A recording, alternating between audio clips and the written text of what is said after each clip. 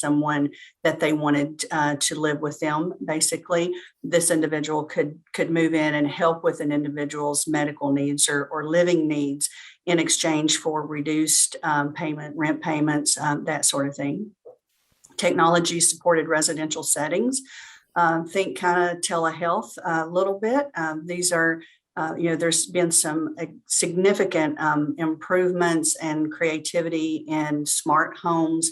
For example, there are technology devices that can help individuals remind them that it's time to take their medication, to turn off the stove. There have been some advances in technology supported devices for individuals, particularly with dementia and those sorts of things as they start to age, to just kind of help them remind them that it's things that they should do and kind of help them a little bit with their daily living.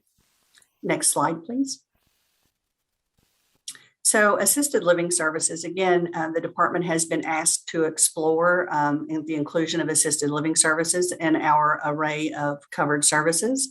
Many states are covering the services through 1915C waivers, 1115 demonstrations, or through their state plan authority. So currently, we do not cover assisted living services. And again, stakeholders have asked us to explore this option. We've been conducting research. We have also been talking to state partners, particularly Indiana. They are a bordering state, and they are covering assisted living facilities in their 1915C ABI waiver.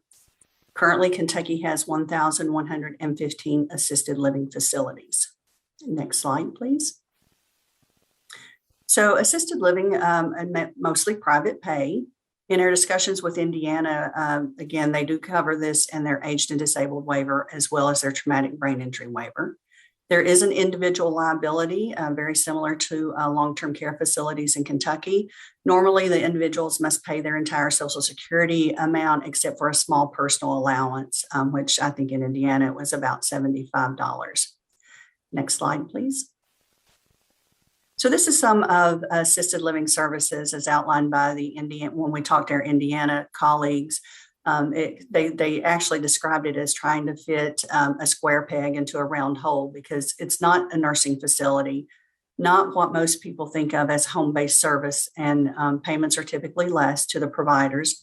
The care that is provided is often less too, as I described in our 1915C, those residential services that we cover.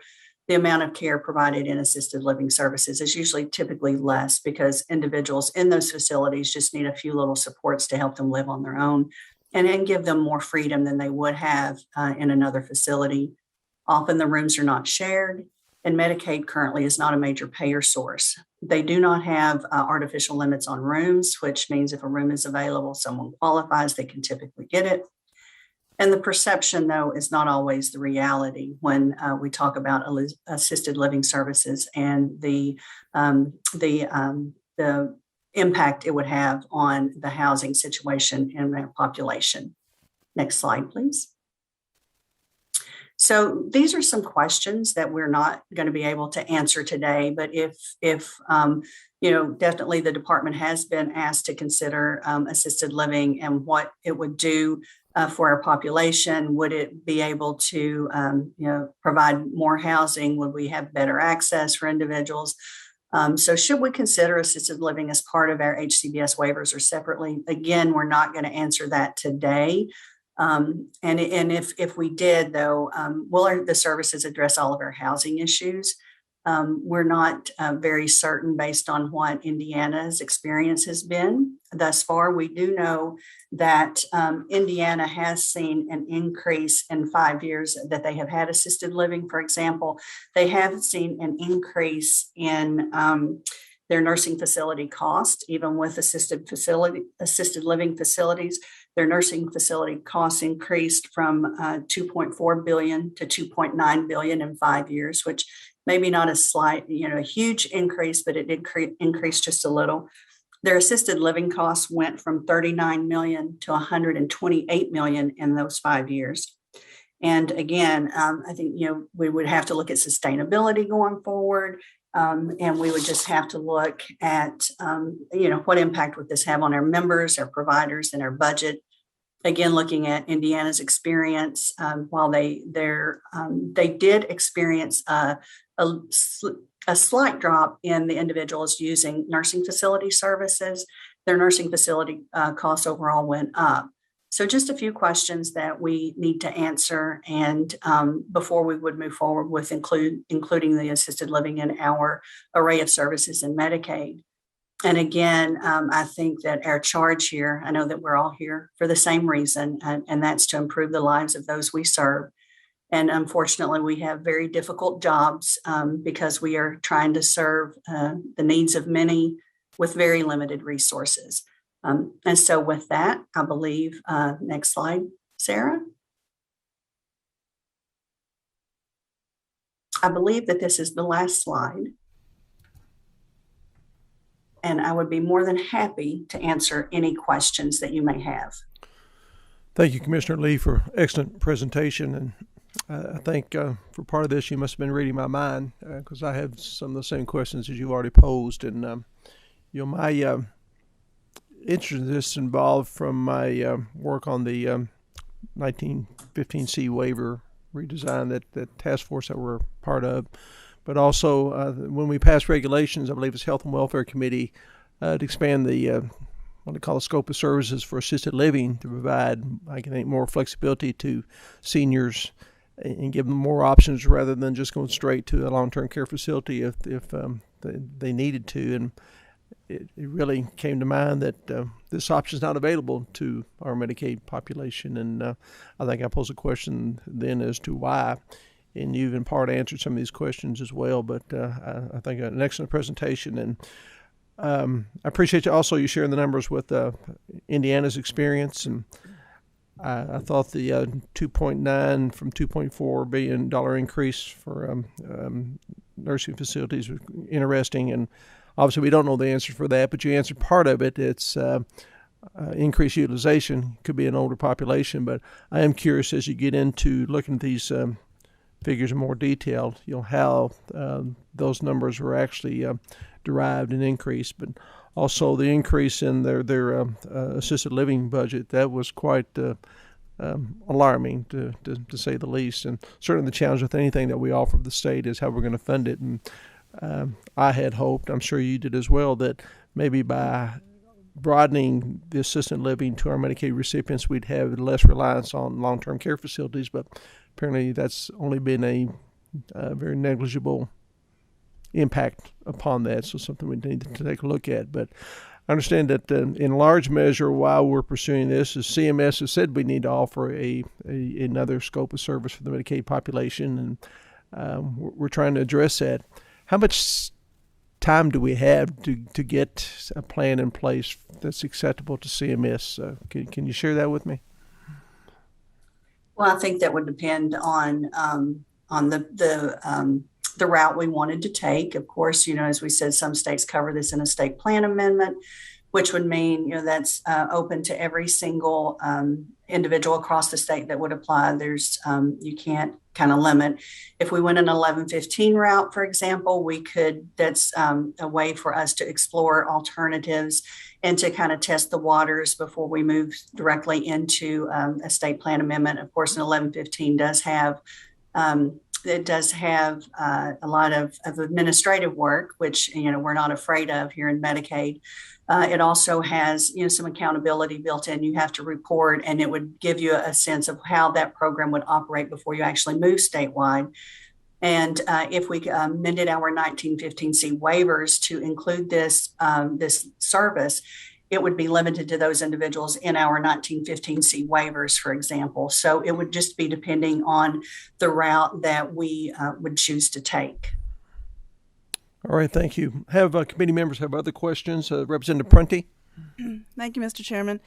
As related to, I served on the Severe Mental Illness Task Force, and we heard about homelessness being an issue for those folks, individuals. But we also heard about savings because they didn't go to the ER back, they didn't get hospitalized over and over and over again because they had a more stable living. I know they're not included in this yet. I don't see this, but how do you see them being included? And When you mentioned the cost increases that you mentioned for Indiana, there was no mention of savings. I guess I just wonder if there's any savings in that world as well. Yeah, and that's definitely a really good question, and something that would not, there would be savings, we think, but it would not present itself for a few years. Some of those offsets that you referenced, for example, reduced ER utilization, those sorts of things, we would think that we would see some savings throughout the year, but we know that the Medicaid program, and particularly how we measure some of these savings, we are not going to see for years down the road. I hope that answers your question, but we do think there would be some savings and some offsets, but we would not realize those for a few years. Thank you. Thank you, Mr. Chairman. Senator Carroll, you have a question? I do. Thank you, Mr. Chairman, and thank you, Commissioner, for the presentation. If we were to go to this and SEL recipients, assisted living being part of the services, how would that impact other services that fall under the waiver? Let's say adult day health care. Would those services not be allowed if the assisted living became part of the waiver services, or is that still under discussion? Well, I think definitely the one thing that we want to ensure that there's no duplication of services. And it would be, again, going back to how we design the program, who qualifies. If we had it, for example, as part of the SEL program, again, no duplication of services, and we would have to outline specifically the services that we would cover in an assisted living facility, and we would have to find an assisted living facility that could meet the needs of those individuals in our program. Okay, and I guess my concern is how this might impact existing providers, who many are struggling to survive as it is.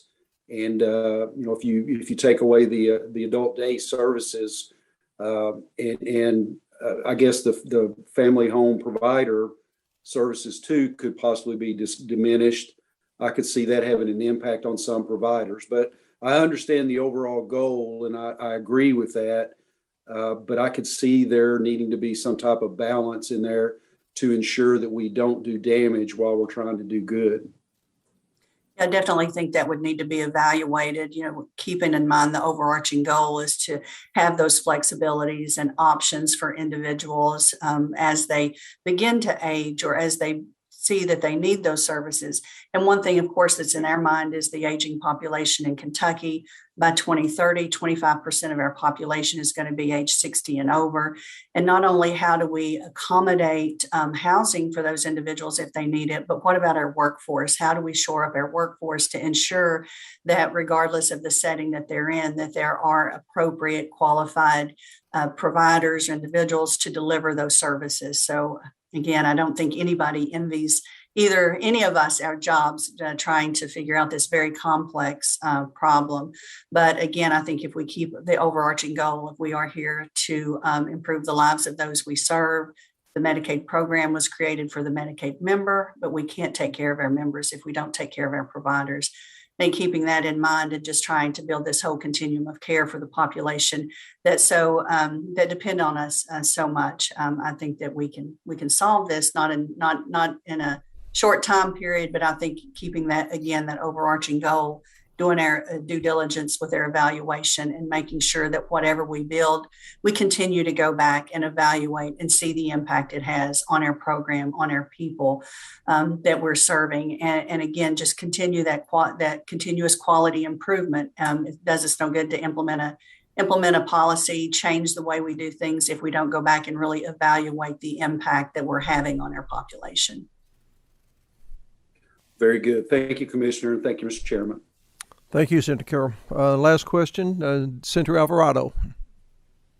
Thank you, Mr. Chairman, and I think a lot of the questions actually were already brought up by other members, Mr. Chairman. Really, the one thing I wanted to offer is about 5% of the people that I see probably in nursing home settings could live in assisted living or personal care. And I know that Indiana had the increase in the amounts. I'm wondering how much higher they would have been had they not implemented those. And it's part of the data that we're not really sure of. But, the other question really for the commissioner would be, would you consider doing this in a pilot version? If that's a concern, is we want to prove it to ourselves, is to start doing that perhaps in certain portions of the state and see if we can find any savings there to know that we could spread it out even further. We did it with a homeless project that worked Senator Alvarado, we've lost you. in small communities. We went ahead and that was the end of my question, actually, Mr. Chairman. I was just going to see if we could do it in the pilot project or in a pilot version. That would be a possibility. All right, thank you. So, thank you for that question, Senator Alvarado. I think the Medicaid program is here to serve the member, and I don't think that. I mean, I'm willing to go ahead and do a pilot project if the funding is there. And if the support is there to design this in a way that we can actually evaluate, meet the needs of those. Again, I think that we're here in a partnership. I truly appreciate your partnership. And if this is the way that the legislator, if you all want to move this way, we can actually design, figure out how much funding we would need to do a pilot project, maybe through an 1115. But again, we're willing to do whatever we have to do in order to improve the delivery system and the options that our members have. I think that if COVID has done one thing for us, it has shown us some of the gaps in care, some of the needs that our population have. And, possibly if some individuals had been in an assisted living facility or had other options, maybe we would not have lost some to COVID. So definitely think that we need to think outside the box. And if this is a route that this committee would like to go, and once we get funding, I think that it's something we could definitely explore as a pilot project. Mr. Chairman, I think there's patients in our nursing home settings right now that probably don't need to be in nursing home settings and could probably, if they go home, they'll be probably readmitted to a hospital. But if they just had a location with assisted living or a personal care home or something along those lines to qualify for those settings, it would probably be a savings for the state with the existing money that's being used for skilled nursing care, which is probably over treatment for a lot of those folks. So I just think we can identify patients that already are in the system. We're paying high-end care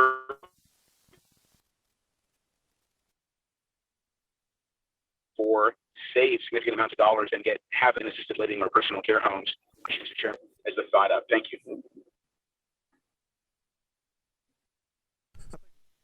I think with Indiana's numbers that Commissioner Lee shared with us, I would suspect that probably there was some savings there, but there may have been some pent-up demand for long-term care facilities needs that have offset that.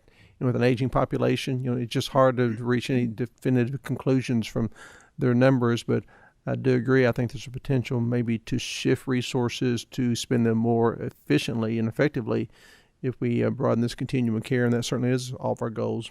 Commissioner Lee, appreciate your presentation. We look forward to continuing dialogue with this. We're going to continue this discussion. I hope maybe you could stay on to hear it, but if not, you certainly are excused. But we are looking forward to working with you on this and see if we can't come up with some plan of actions that address this obvious need.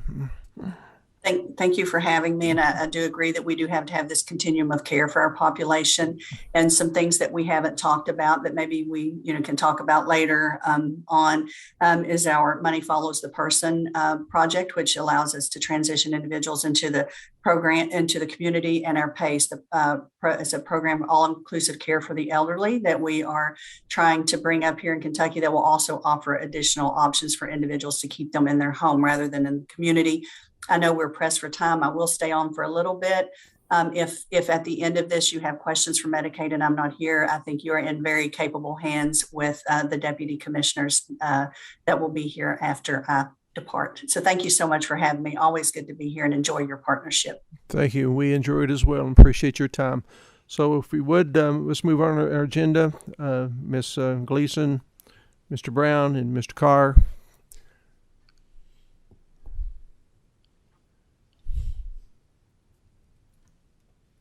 If you would, please identify yourself for the record, and we will proceed.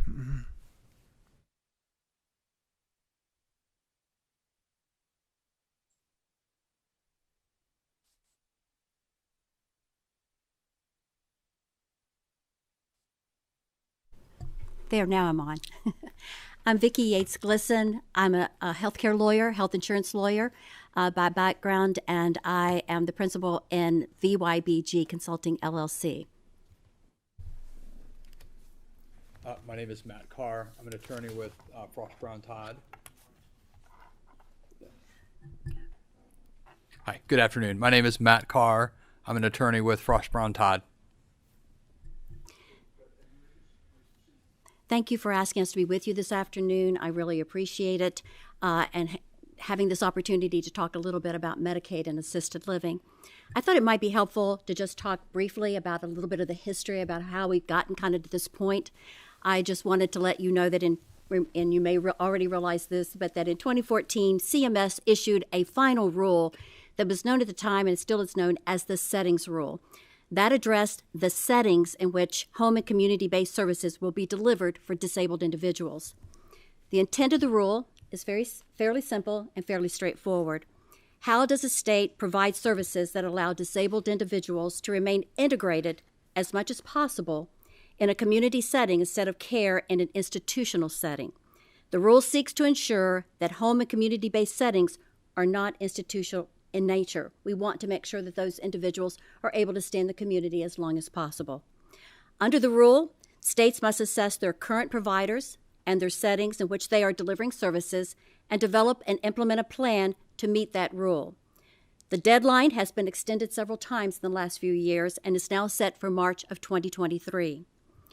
Most states, as Commissioner Lee noted, have utilized the 1915C waivers to meet the requirements of the settings rule. Some have used the 1115, others have done state plan amendments.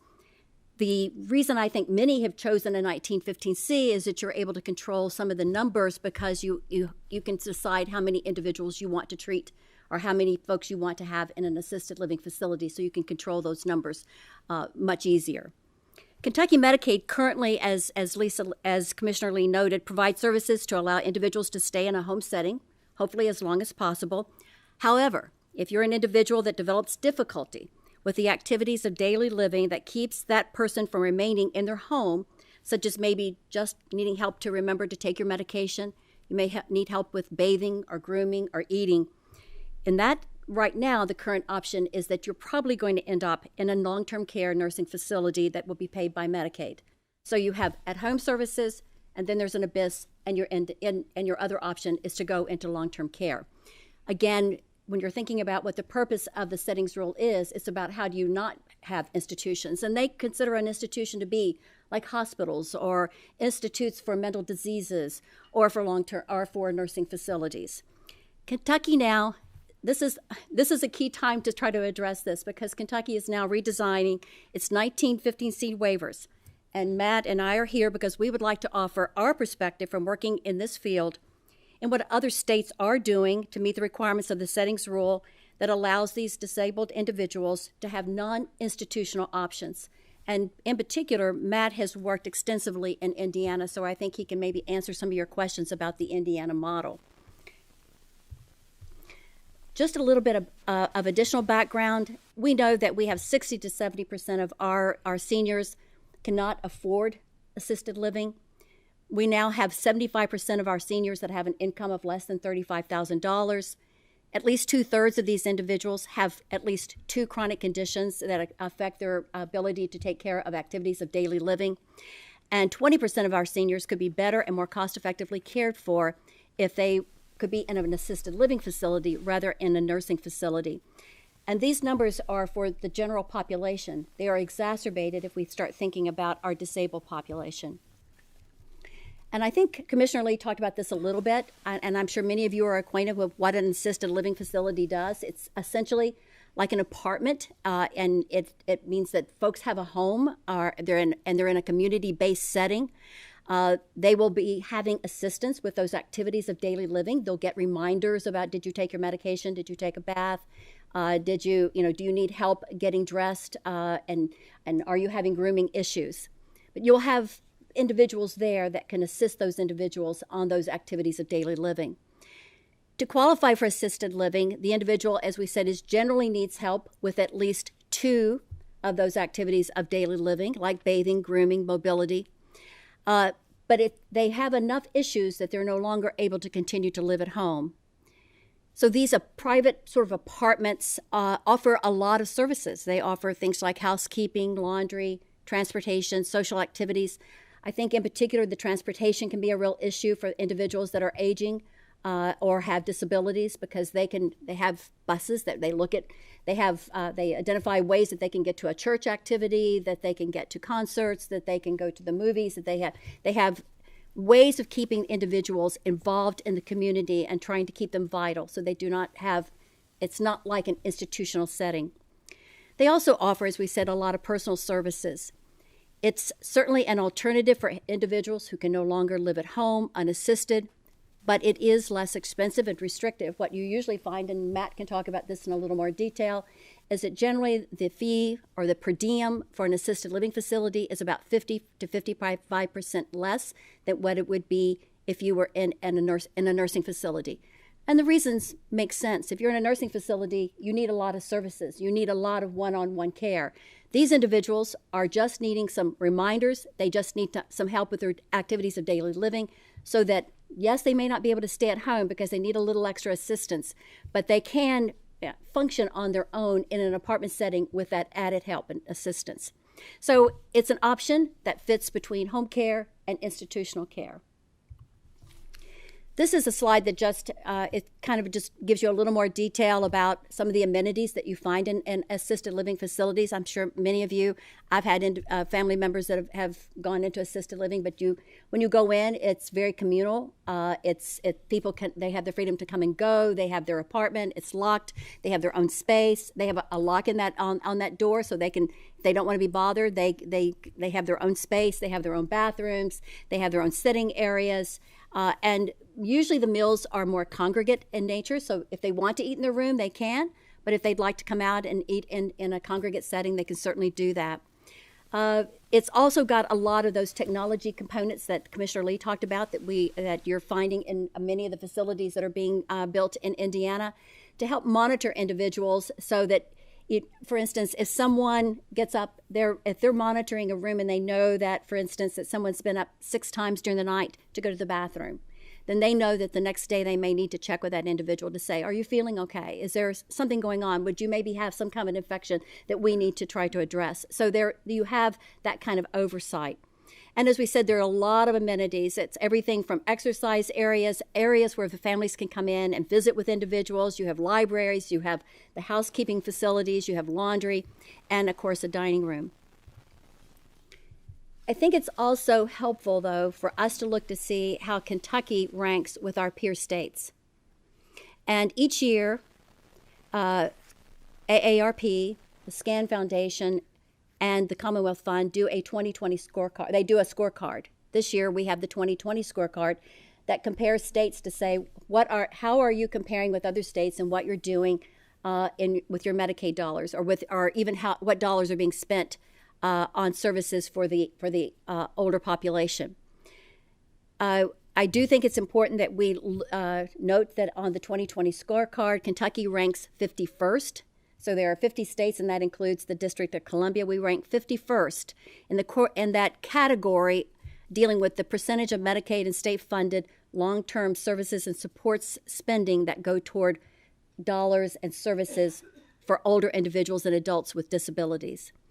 If you look down to the key finding, you'll find that there's a high of 73.5% in New Mexico.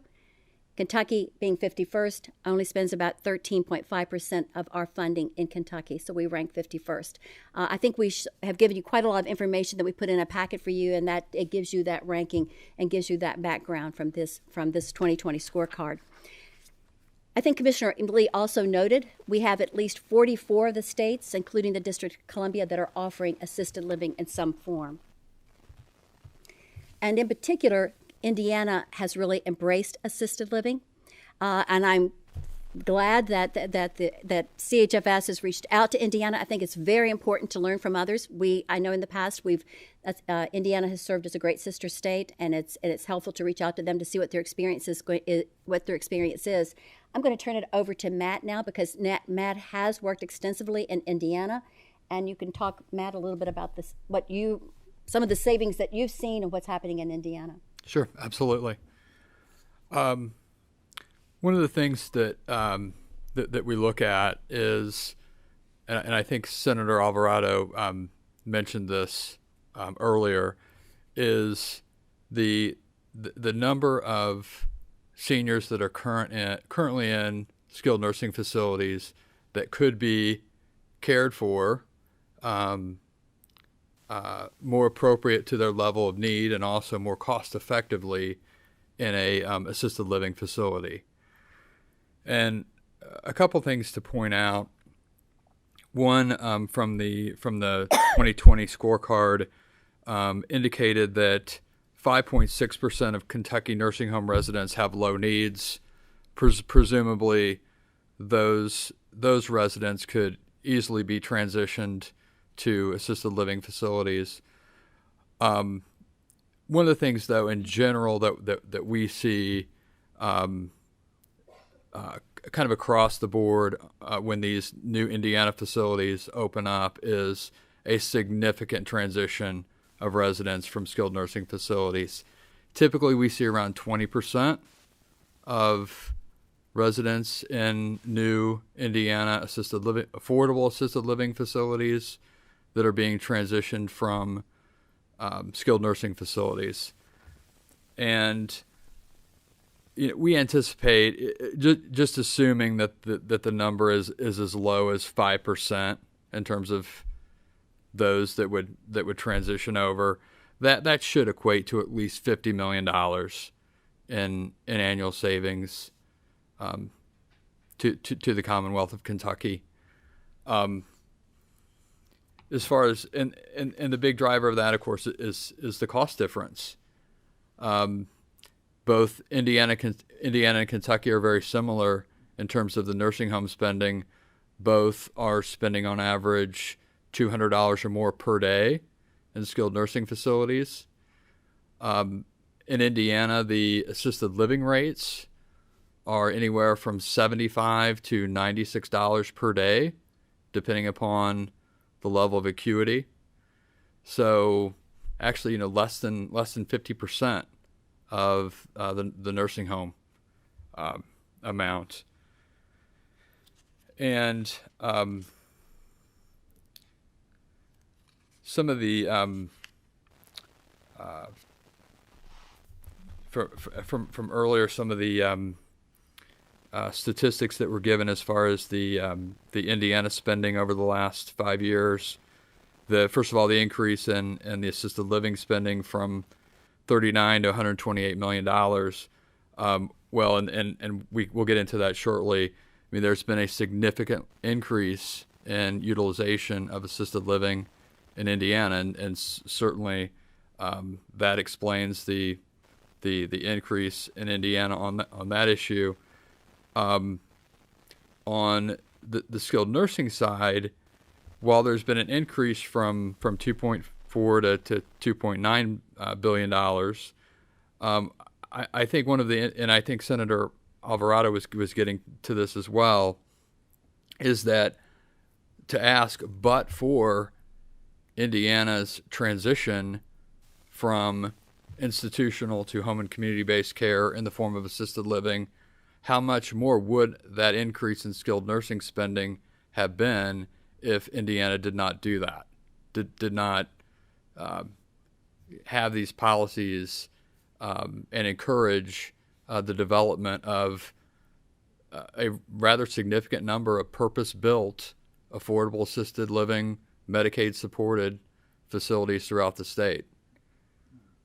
I can tell you right now that in terms of nursing homes, historically, the utilization, the census has typically been anywhere from the mid to high 70% range in Indiana.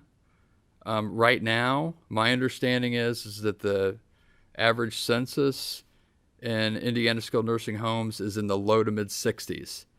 So there has been a significant shift of residents. Some of that obviously is COVID related, but I think separate and apart from that, I think what is driving this is that throughout the state of Indiana, low-income seniors that are on Medicaid now have this option of going to an assisted living facility rather than having no between being at home and then going directly to a skilled nursing facility.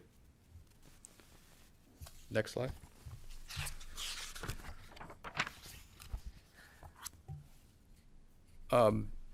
So in Indiana, actually, in terms of including assisted living in its 1915C waiver, I believe that actually has been included since 2006.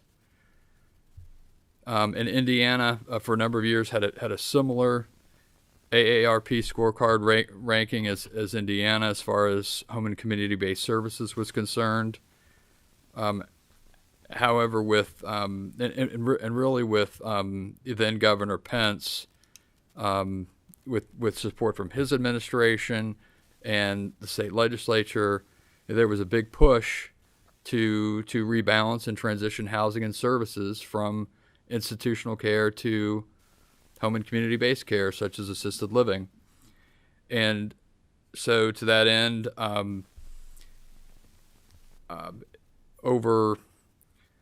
I guess we're at 32 purpose-built Medicaid-supported affordable assisted living facilities that are now either open, under construction, or in pre-financing or pre-development in Indiana. 24 of them are, as we sit here right now, 24 of them are now open in Indiana. These are typically facilities with approximately 120 units, and utilization has been very strong, and typically we're seeing anywhere from 90 to 95% occupancy in these facilities. A number of them are full with waiting lists. Also, tremendous amount of support in Indiana from the Indiana Healthcare Association. They've also been strong supporters of the program. And then refer you to the list of Indiana Medicaid supported affordable assisted living facilities. You would see from the list there that these facilities now really cover the entire state of Indiana, from southern Indiana to northern Indiana and everywhere in between. I mean, it's essentially every community in Indiana with a population of 60 to 70,000 has one of these facilities, with a few exceptions at this point. Next slide. Okay. Benefits to Kentucky. First of all, the provision of an appropriate level of care to Kentucky seniors, providing that option in between home health and institutional care. The cost savings that we discussed. Another big item is economic development, and from these purpose-built Indiana facilities, they represent around $750 million in capital investment in the state of Indiana in a relatively short 6-year period. These facilities, too, 28 of the 32 Indiana projects have either been located in a HUD designated qualified census tract area or a difficult to develop area. And 31 of the 32 projects either have leveraged or will leverage unused federal funding from the 4% low-income housing tax credit program. Kentucky, like most states, has a significant amount of 4% low-income housing tax credits that go unused year after year. So this is an opportunity to utilize and leverage those credits and utilize federal federal dollars and private capital to effectively build these facilities. And then there's no obligation by the state to build those facilities. Those are built. You might want to talk about that just a moment. That those facilities are receiving a per diem. Correct. Just wanted to make sure that was clear. Correct. Yeah. In terms of building these facilities, there's no nothing at all is expected or is necessary from either Kentucky or local governments to facilitate the cost to construct these facilities. The Indiana model has essentially been the federal tax credits and capital investment from private industry. And then permanent job creation.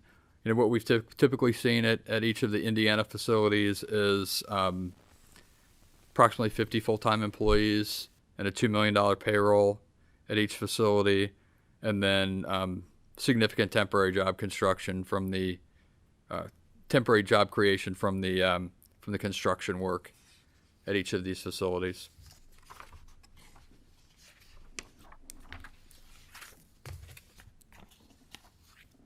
So that, as we said at the beginning,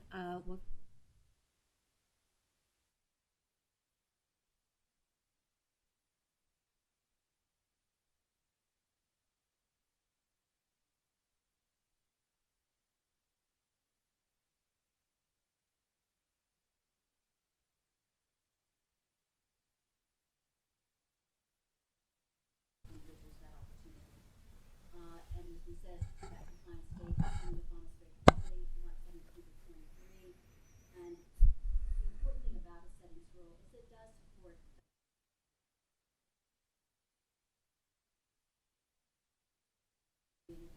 rather than to be in just a home setting as long as they can. And once you ever have issues with activities of daily living, then you've got that hard no other option but to go to a nursing facility or an institutional facility. And so I think this is now the opportunity that we have as we're looking to be able to look at this. Ms. Khaleesi, I don't think your microphone's on. It was on. Well, maybe it wasn't. I'm sorry. That happens. Could you hear me okay? Yeah.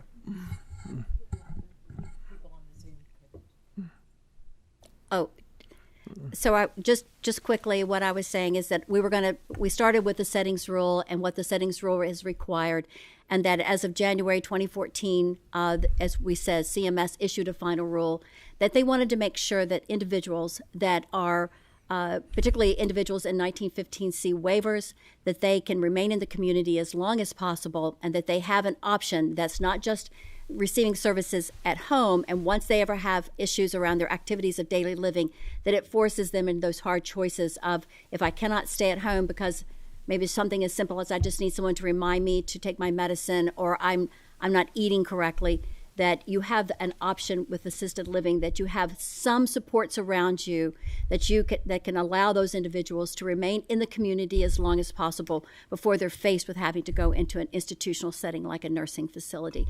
And so we have, as we noted in March of 2023, the federal government has said we have to be compliant, and so there's I think quite a lot of work to do, but we are I know that the cabinet has been working on this for quite some time, as has this legislature, looking at a 1915C redesign, and so I think this gives us that opportunity to address this issue. Thank you. Thank you, and we those of us who've served on the waiver redesign task force, I think, recognized early on that this was a gaping hole in our ability to offer a broad continuum of care, and I think almost unanimously we're in support of broadening that scope of service, including assisted living. It certainly makes sense.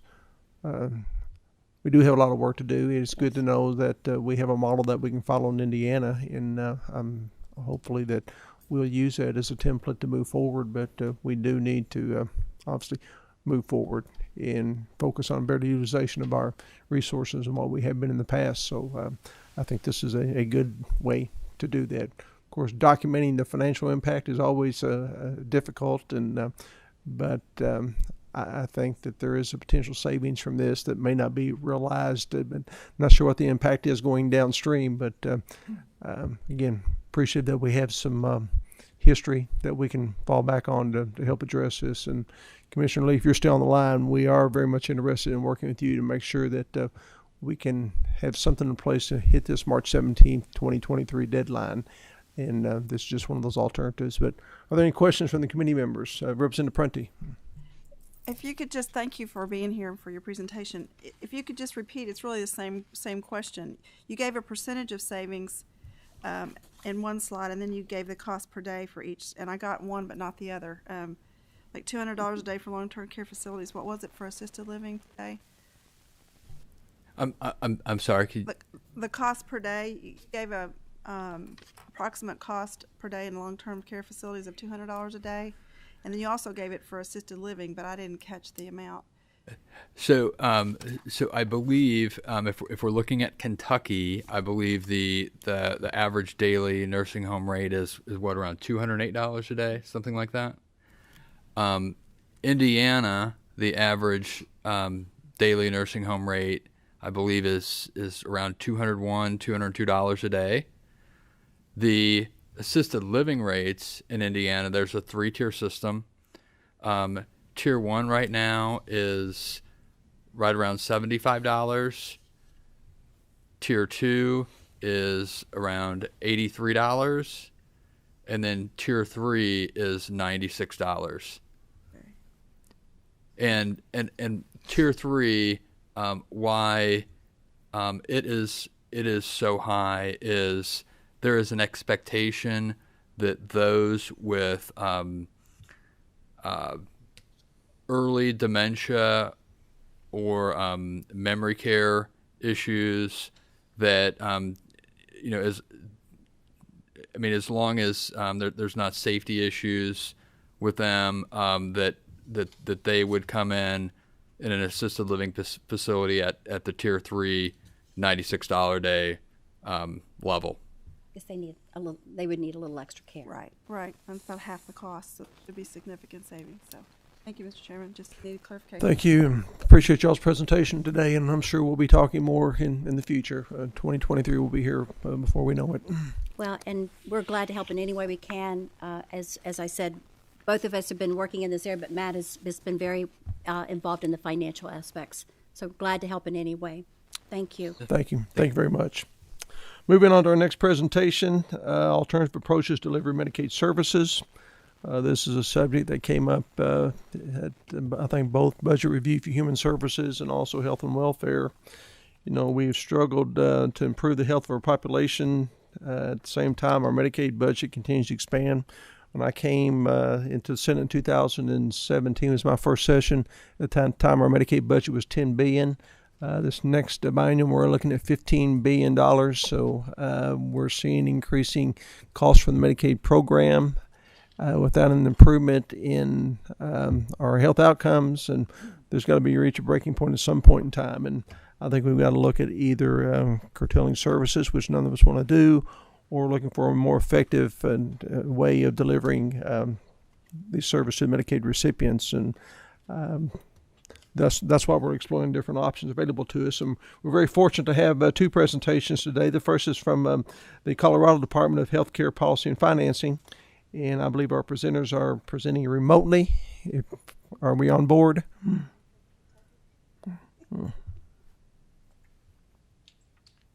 Yes, this is Mark Corello with Colorado. Thank you. Appreciate your time. Thank you for having us. And I want to also have my colleague, Melissa Edelman, introduce herself as well.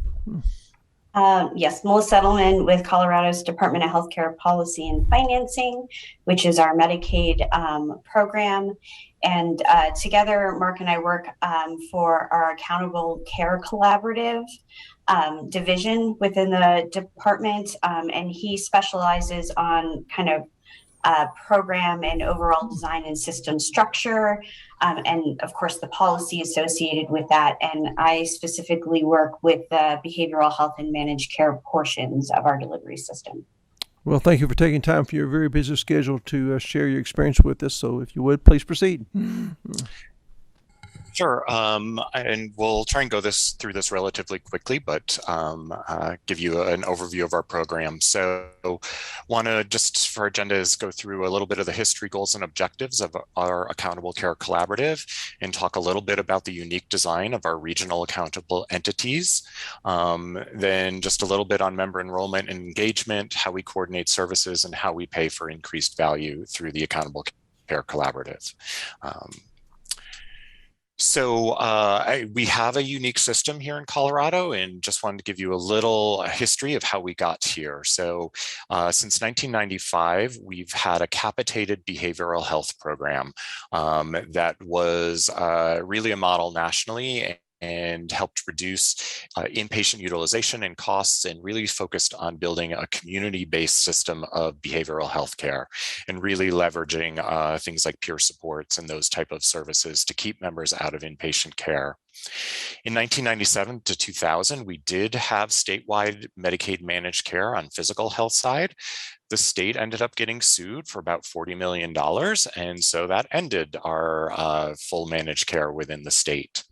So we had members in sort of an unmanaged fee-for-service program, and that really was the impetus in 2011 to start our Accountable Care Collaborative, which is a managed fee-for-service sort of physical health model that leverages medical homes, and I'll be talking more about this. And then in 2018, we reprocured our vendors for the Accountable Care Collaborative and combined our capitated behavioral health program with that initial sort of medical home model. So I will share more on that. And here's just sort of a simple slide of this.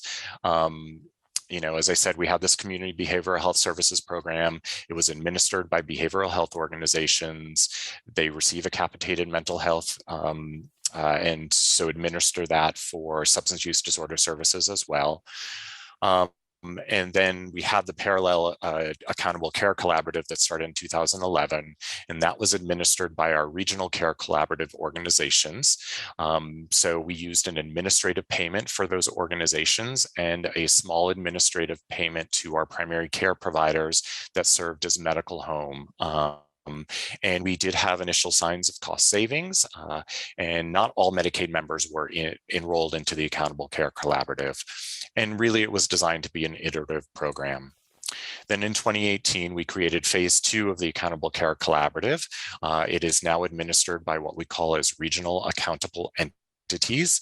And as I said, we adjoin that administration of physical and behavioral health. Physical health services are still fee for service, and behavioral health is still a capitated program. So we have two different payments systems, but one administrator over those. So trying to move towards more whole person care and reduce the opportunities for members to get fall through the cracks between two different managed care systems.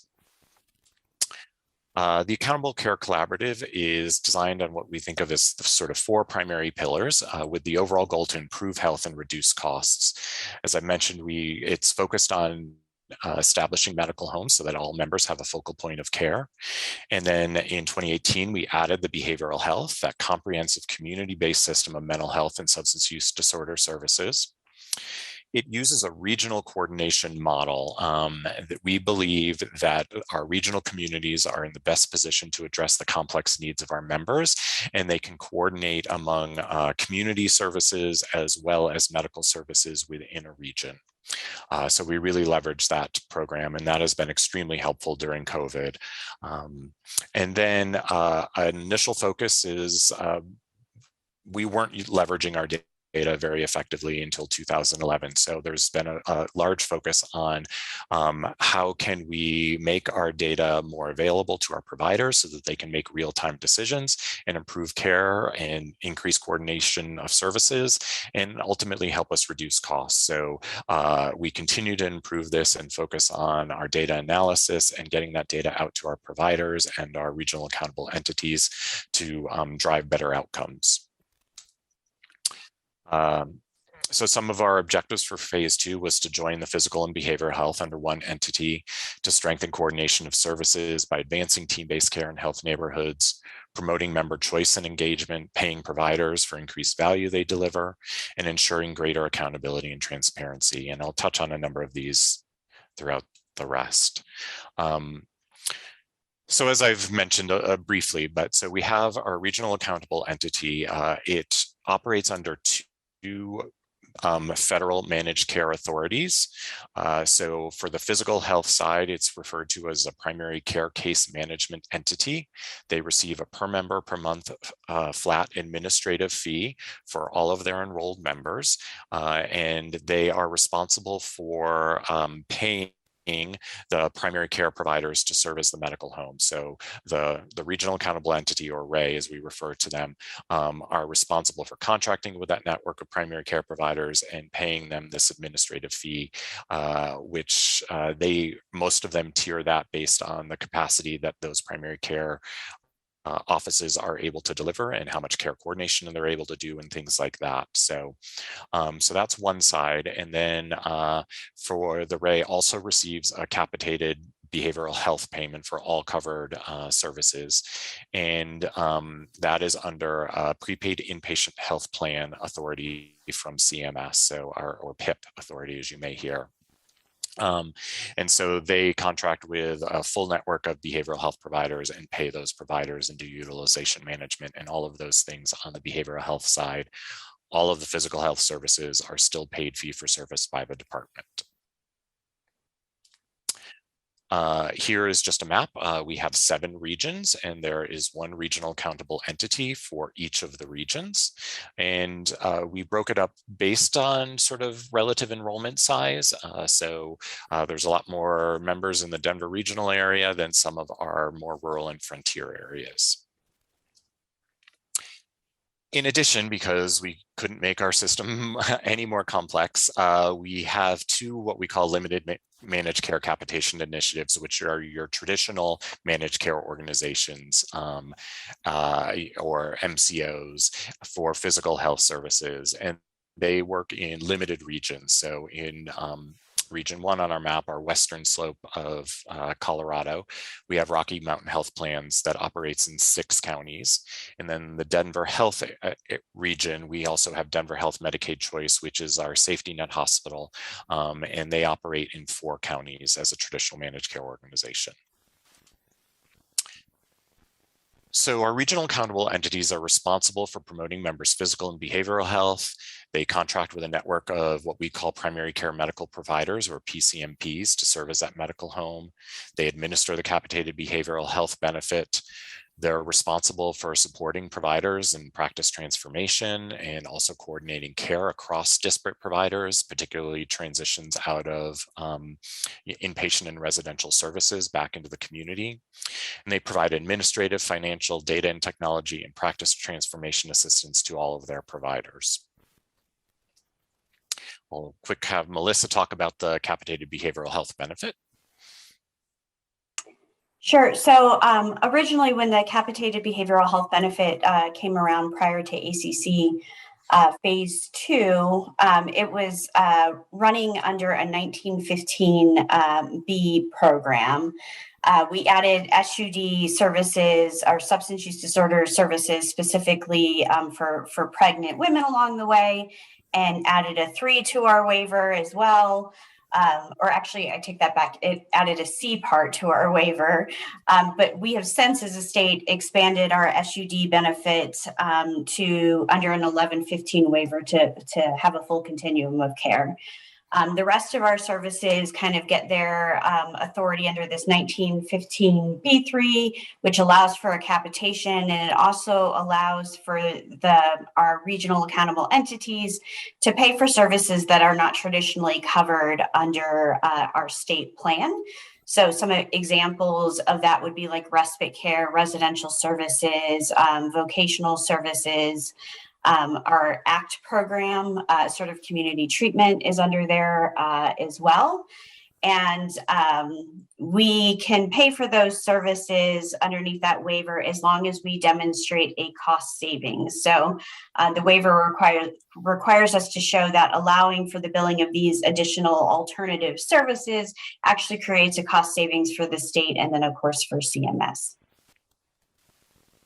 And the 1915B3 has since become the authority for our entire ACC Phase 2 program. So it includes all of the PCCM entity authorities, the PIP authorities for behavioral health, and also those limited MCO programs that Mark mentioned. So we'll just go over some highlights on sort of enrollment. So all of our full benefit Medicaid members are enrolled, except for those members enrolled in the program for all-inclusive care for the elderly. So we have currently at the end of last fiscal year, 1.3 billion members, 1.3 million members, sorry, in the program. We enroll members into the Accountable Care Collaborative on the same day that eligibility is received by the department. And we assign members to a primary care medical practice, ideally by if they have previous utilization with that member, or we do it by a geography. And then based on the location of that primary care medical provider, then that determines which regional accountable entity that member will be assigned to. As I said, the Accountable Care Collaborative is really about strengthening that coordination of services. And so the RAIs provide a variety of administrative support to members. A lot of data systems and technology support on how to tier their enrolled, for practices on how they tier their members and identify those who need outreach that may have complex needs and could benefit from more comprehensive condition management programs, things like that. So they help them with those activities, and how to incorporate non-traditional staff into their programs, such as care navigators, and care coordinators and things like that. Also, how to support the integration of behavioral health services into the program, into a primary care practice. And then sort of one of the more usually the most important is the financial. So we provide the money to our regional accountable entities, which they then distribute to their network of primary care medical providers. And so, as I mentioned, they tier that based on the capacity of those different practices. And we continue to push our regional accountable entities to move to more value-based payment as we really are looking to achieve outcomes. So that is an evolving process, but that is where we are trying to move over the next few years to more outcomes-based payment with that administrative fee.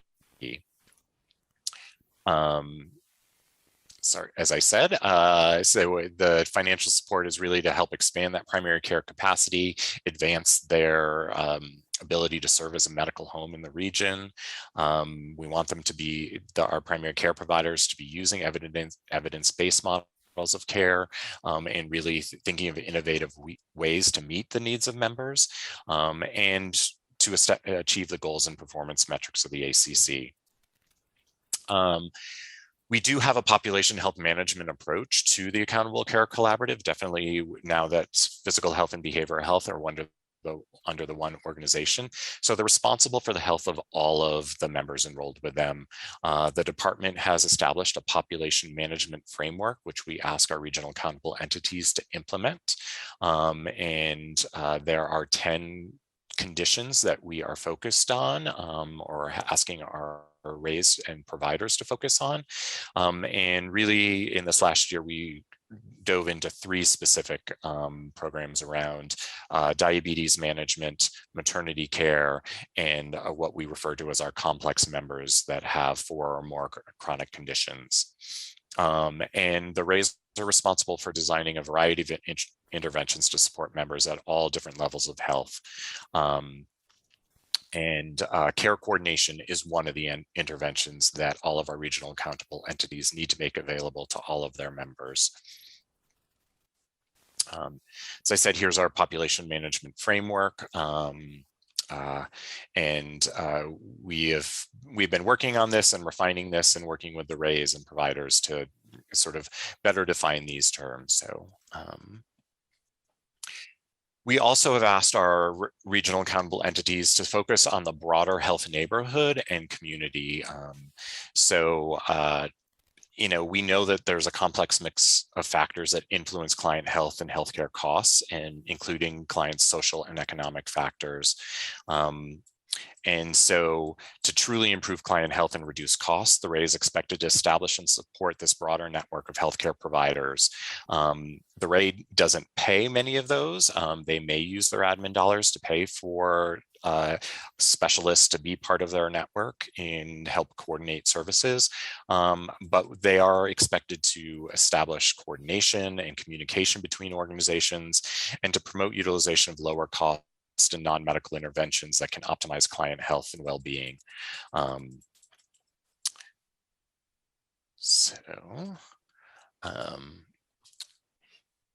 One of the things that we have established are a number of pay-for-performance programs within the regional accountable entity. So on the administrative sort of physical health side, we have what we call key performance indicators, which is a set of 6 measures, and we withhold about $4.50 per member per month that goes into a performance pool. And so depending on the performance of the key performance indicators, we will distribute the payment there. And then any funds that aren't used to pay for the key performance indicators fall into what we refer to as our flexible funding pool, which we used to address sort of state priorities and initiatives. And then on the capitated behavioral health side, we have our behavioral health incentive program, which is over and above their capitation payment. Here are the key performance indicators that we have. So we are looking at reduction in emergency department visits. We have a broad term on behavioral health engagement, which looks at both capitated behavioral health services as well as a few services that we cover fee for service for behavioral health to support integration in primary care. We're also looking at well visits across we started out looking at the whole overall population. We moved to looking just at children well visits. A major focus, since Medicaid covers over 40% of births in the state, is really focused on prenatal engagement and improving those outcomes. And then as we're trying to expand to that health neighborhood, looking at both dental visits for our members, as well as we attempted a health neighborhood measure that actually we will be getting rid of because it wasn't our best measure. There aren't many standardized measures around looking at that broader health neighborhood. And then we also have a program on potentially avoidable costs that we have been working with our finance office and the regional accountable entities on to really drive the cost value. And that one keeps evolving too as we learn more. As I mentioned, if the regional accountable entities don't earn all of the funds for the key performance indicators, we then have our flexible funding pool, and it's undistributed dollars. So we identify these measures annually, and it's designed to support state and department initiatives. This was extremely important during COVID. We leveraged this pool to incentivize the RAIs to create and implement strategies for supporting primary care medical providers to help them keep their doors open, particularly early on when all of them stopped seeing members in their office and hadn't yet transitioned to telehealth services. So the RAIs distributed $7.9 million to primary care medical practices during that time, which was really essential. And then we've also used it to support vaccination efforts and implementation of the population management framework. And then Melissa, I don't know if you want to talk briefly about the behavioral health incentive program. Sure. So as we transition from ACC phase 1 to phase 2, we wanted to make sure that we were stabilizing the health within our behavioral health system underneath the kind of new program design and the responsibilities for both behavioral health and physical health. So we actually carried on some of the measures that we had for our previous iteration of our behavioral health capitation. And we have utilized these throughout to kind of make sure that our system has remained healthy. In addition, when these measures were initially selected, the intent is to move forward practice transformation as well as system transformation. And so we kind of created these they're HEDIS-like measures that are actually responsive to our B3 program for behavioral health in Colorado. And so the first one is engagement in outpatient substance use disorder treatment. And this actually has to do with follow-up after there has been an ED visit or emergency department visit for a substance use disorder. And then we have the 7 days after an inpatient hospital discharge for mental health conditions. And so that one is really based on a HEDIS measure, but our numerators and denominators are a little bit different to reflect our full service array. Then we had follow-up. Oh, this is the one from SUD. So the outpatient substance use disorder treatment is we noticed a pattern in the state when folks were coming in for SUD treatment, they might engage in one session and then we don't see them come back until, they engage in a new course of treatment or they go to an emergency room and then they may go back to an outpatient setting. And so we really wanted to figure out a way to kind of stop that cycle of members going to EDs and then going to outpatient services and then kind of dropping out. So we put a lot of emphasis on the engagement. So the third bullet, the 7 days after an ED visit, is what I described earlier. Then we have a statewide follow-up after a positive depression screen. And this kind of marries our behavioral health and our primary care system. So we're looking for depression screens that were positive in a primary care setting and looking to see that within a certain period of time that there is follow-up from our traditional behavioral health system or in some of the limited behavioral health services we allow in primary care.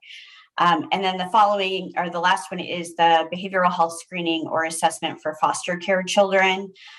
So we had difficulty with foster care child engagement.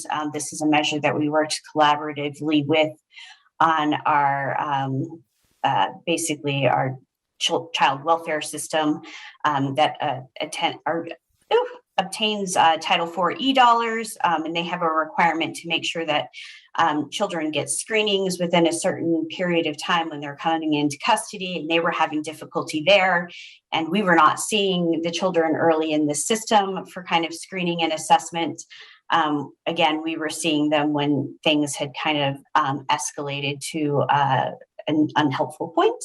And so we were trying to find a way to get engagement earlier to prevent some of that upstream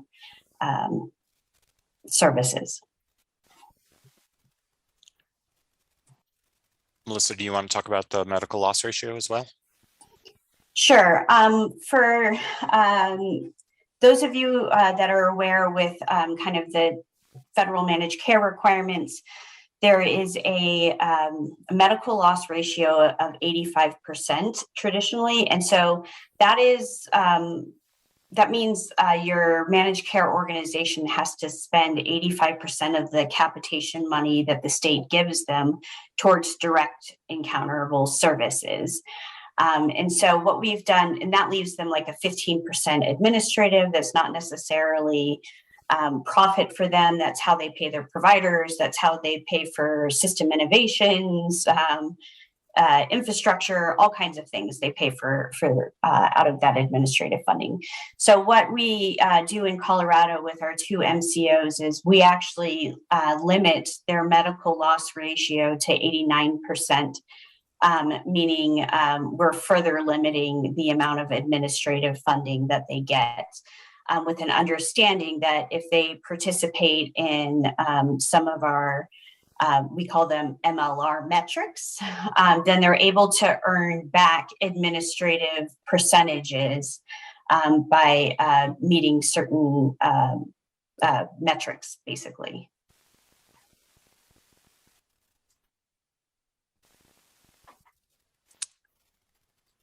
Okay. And then I realized that I didn't include any sort of financial information, so just trying to pull that up. So we spend about $1.3 billion in sort of what I'd say is both a capitation and or administrative costs for the Accountable Care Collaborative program, which averages out to about 84.97 per member per month. And when we look at, and then we also sort of evaluate our program on the fee-for-service costs as well, which increases that significantly.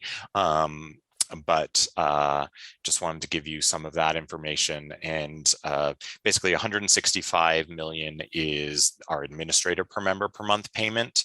And then about 60 million is spent on incentive payments, and then the rest is basically the capitation payments. So we continue to evolve our cost savings approach. We didn't do cost savings analysis this past year because of COVID, and it's just changed everything. So it was sort of our data and quality people didn't feel like it would be useful to do that. But the previous fiscal year, we had done an analysis of those members who engaged with a primary care medical provider and looked at their total cost compared to what we would have expected. And we definitely saw cost savings in those members that were sort of utilizing the system as we hoped. And then previously, the program had shown cost savings year over year, but as we moved to putting all of our members in, we've struggled to find a population that we can compare who's in the ACC against who's not in the ACC to look at cost savings. So just a little bit of information there, but hopefully this was helpful, and we are open to any questions you may have. Most certainly was helpful. Just a wealth of information. It's kind of like drinking from a fire hose at the time, at the present time. And unfortunately, we're very pressed for time. I will allow 5 minutes for questions. But one of the first I'd have for you is, you mentioned early on that there was a lawsuit that kind of precipitated this transition. Can you elaborate Yes. that a little bit? What caused that? What was the There were fights about the rate setting for the full managed care. I don't have as much detail on that, but I know there were just constant back and forth that the rates were not adequate for the managed care organizations to take on the full risk. There was this lawsuit was prior to the update to the managed care regulations, and there's been a few updates, but now there are more actuarial requirements that are put in place for states, and then of course CMS now reviews as well to make sure that we're actually building enough money into the rates. But the lawsuit was basically that we had gone through a rate setting process with the managed care organizations, and contracts were signed, but then later they presented that they were not provided with enough money in their rates to meet the scope of their contract. Well, you also mentioned that you have, for want of a better term, a carve-out with two limited managed care initiatives. Why the carve-out? Powerful politics. Great answer. I appreciate that. Yes. So the intention when I think we originally thought about ACC Phase 2 was to not have those carve-outs, but we had some entities that had been in place prior to Phase 2 that were functioning as capitated physical health benefits within the state, and they wanted to continue their work.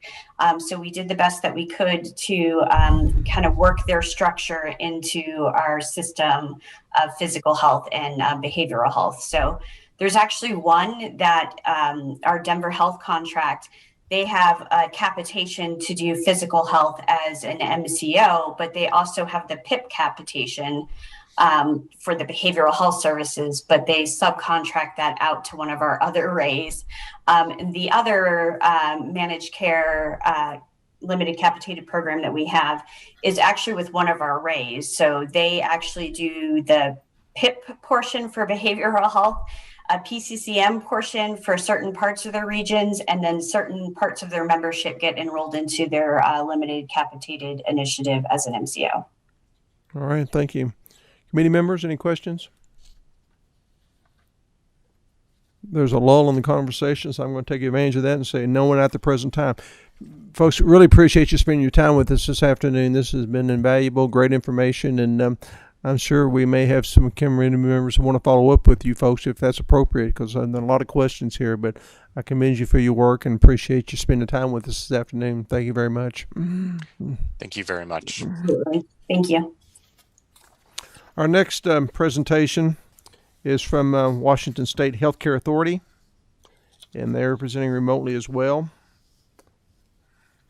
I believe we have Mr. Jason McGill. Are you on online, Mr. McGill? I am. Hello, Chair. Good afternoon. Thank you for joining us. If you Thank would, you. just for our record, identify yourself for the record, and then feel free to proceed. Absolutely. Thank you. And hopefully you have the slides that you could turn on for me, or I'm happy to turn it on if you'd like me to do that. This is, let me know what your preference is, please. Yes, if you will share your slides, we would appreciate that. I will do that just fine. Thank you. There we go. Hopefully that shows up. And for the record, Jason McGill, I'm the Medicaid Programs Director for the Healthcare Authority, our Medicaid and our state employee healthcare purchasing agency in the state of Washington. I wish I was with you today in your beautiful state that I've enjoyed a few years back, and hope to be and visit again at some point. Let me just check to see if you're looking at the screen. All right. And I'll proceed. Can you see the slides okay? Yes. All right. So today, similar to Colorado, I thought I'd just give a snapshot of what our program looks like in Washington. Why managed care, as we're a chiefly managed care state, both behavioral health and physical health integration. And I'll talk a bit about that. I think that's a core concept for potential consideration. I know you're interested in cost and rates and very cognizant of that, so I'll touch on that. Looking also at some other values of managed care in the system, including sort of quality, innovation, our member satisfaction, network adequacy, touch on rural health. I think Kentucky's similar to Washington. We've got many rural and very rural locales. Look at some equity and some transformation waiver authority that we currently operate under in Washington, and looking for a potential renewal. So without too much more, just a snapshot of what we're currently here in Washington: 2.1 million covered lives. And we've got 5 managed care plans that compose up to about 85 to 90% of our Medicaid population. We have Molina Healthcare is our largest plan in Washington, United Health, Community Health Plan of Washington, our local nonprofit plan, our Mara Group, the Anthem product here in Washington, and Coordinated Care as well. And Coordinated Care also serves as our dedicated foster care managed care program. Just a history here in Washington about why managed care. We've had managed care for a long time, but it wasn't until about 2012 where we expanded to our current 5 plans. And that, of course, was important to in preparation for Medicaid expansion. And then also just more recently, over the last few years, critical to prepare for our behavioral health and physical health integration program. So that is just, again, very quick history of managed care in Washington. There was some interest in cost savings, some I think, perhaps more interest in ensuring an adequate network of providers under a fee-for-service program. That was the chief problem. Just really not attracting enough providers to fulfill the need in the system. And, you probably know this, but just as a highlight of what we expect of our managed care program, we want off-course care management. That's clinical and non-clinical coordination of services. We want that network adequacy. We want to engage the partners in the system, including not only our providers, but our community partners. And I might touch on that if I have some time later about our accountable communities of health. And our other health affected social partners, and which is a growing concern and need for stronger connection. We have many, of course, as you know, healthcare insurance, CMS federal partner requirements that rely on a sophisticated approach to manage, and then managed care helps provide that level of oversight. Technology is important. Managed care plans fund in Washington our dedicated central health information system, and that has also great potential for our healthcare partners. In addition, just to show the sort of value of managed care in the sense of ability to be flexible and use it for different purposes as necessary. I will have to say, though, it is, in my view, after years of managed care now, it is a little less about saving money per se. Healthcare costs money, and in the United States, we've got a costly system. And I wish I could say Medicaid solves that problem, but it simply doesn't. And so without solving the healthcare cost problem generally, I'm not sure Medicaid provides a lot of hope to really solving the cost problem in healthcare. But I think it is the best we have in terms of, say, a managed care program. Medicaid is certainly less costly than our commercial coverage, and we can utilize flexibilities in terms of purchasing in a more innovative way, such as behavioral health integration. So why behavioral health integration? I think Colorado touched on that as well. We do it differently in Washington. We have it all under managed care, and we do not have separate authorities. It is a SPA-based authority, that's state plan amendment-based authority.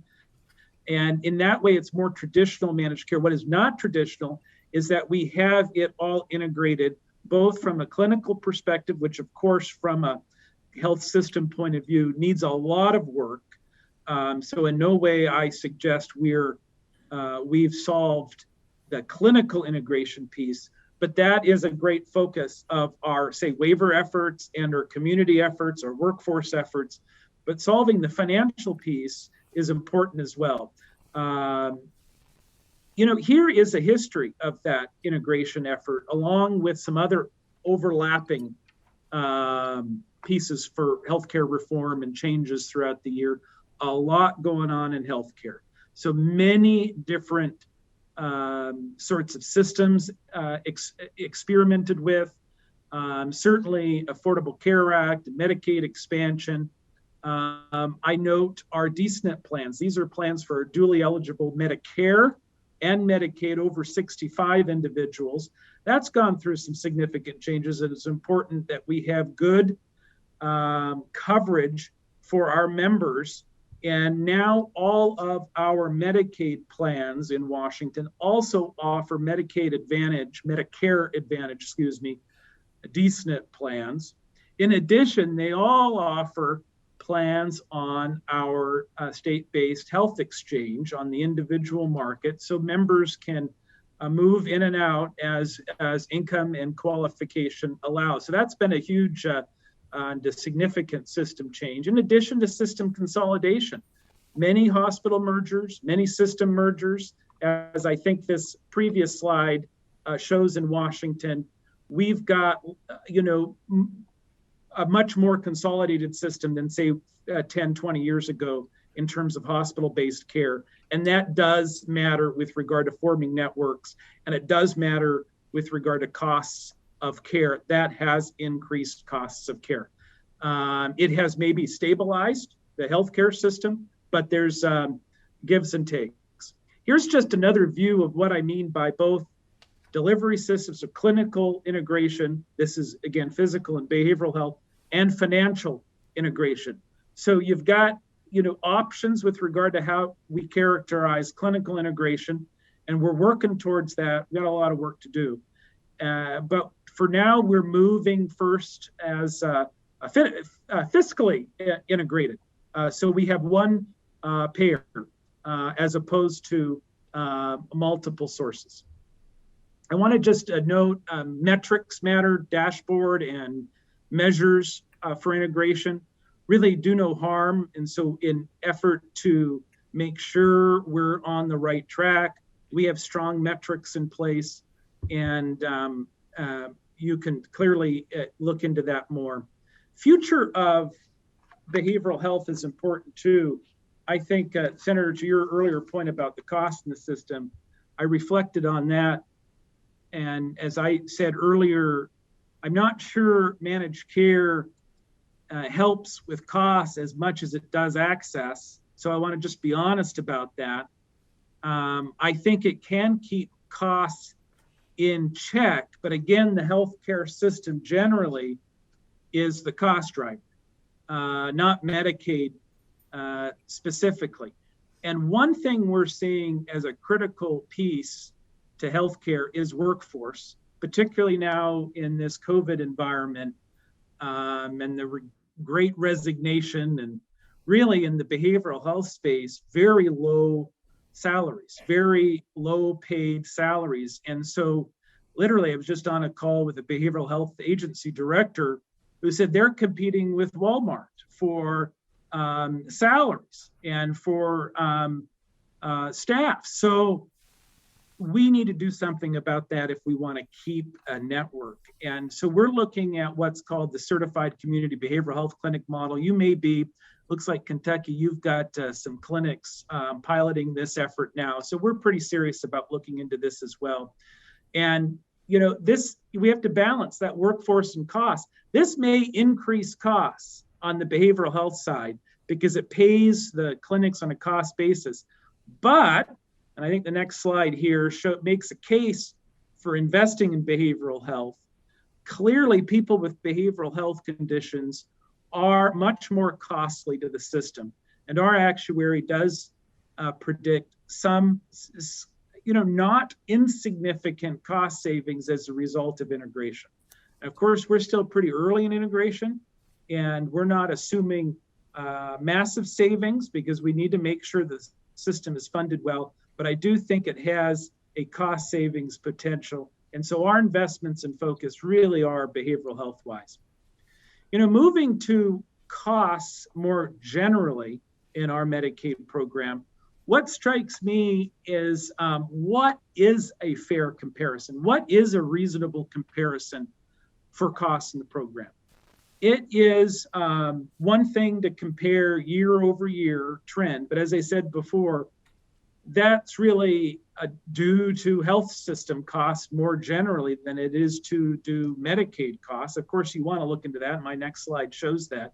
But this gives another perspective. Our Washington Health Alliance, which is our a private health affinity group here in Washington State, made up of providers and insurers and employers and the state agency, healthcare authorities on as a member of this, publishes a community checkup report every year. And this shows by state GDP comparison. And I think it's important because it just, I think, is a more reasonable or at least a different comparison than just simply year over year cost comparison. And here is the year over year for Washington State. And as you can see, we stay below the national average per capita average, except you will see on the capita growth rate side, so this is the right side of the chart, some variance. And I have to note on this side, again, it is difficult to compare year after year because the legislature in Washington State made a number of new investments to healthcare, adding new covered items, adding dental, for example. We suspended dental during the recession, and a number of other conditions. So again, it's hard to compare year after year or what is the apple to apple comparison. So I thought I'd touch on that.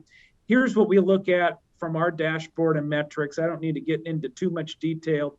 What we're seeing in COVID is a decrease in utilization. So I just thought I'd mention that.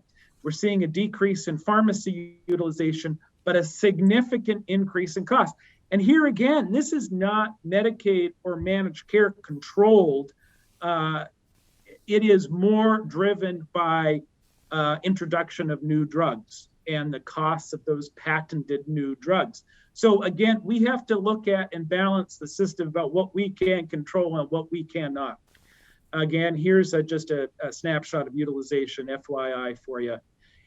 Now, there is some things we can do in managed care rate setting that I think is worth noting. One, here we did this last year and made a significant decrease with regard to our managed care rates based on a concept that PBMs, our pharmacy benefit managers, who are usually subcontracted, sometimes owned by our managed care plans, and these are national organizations. You probably know them very well. And there was some abuses in the system, and spread pricing we prohibited.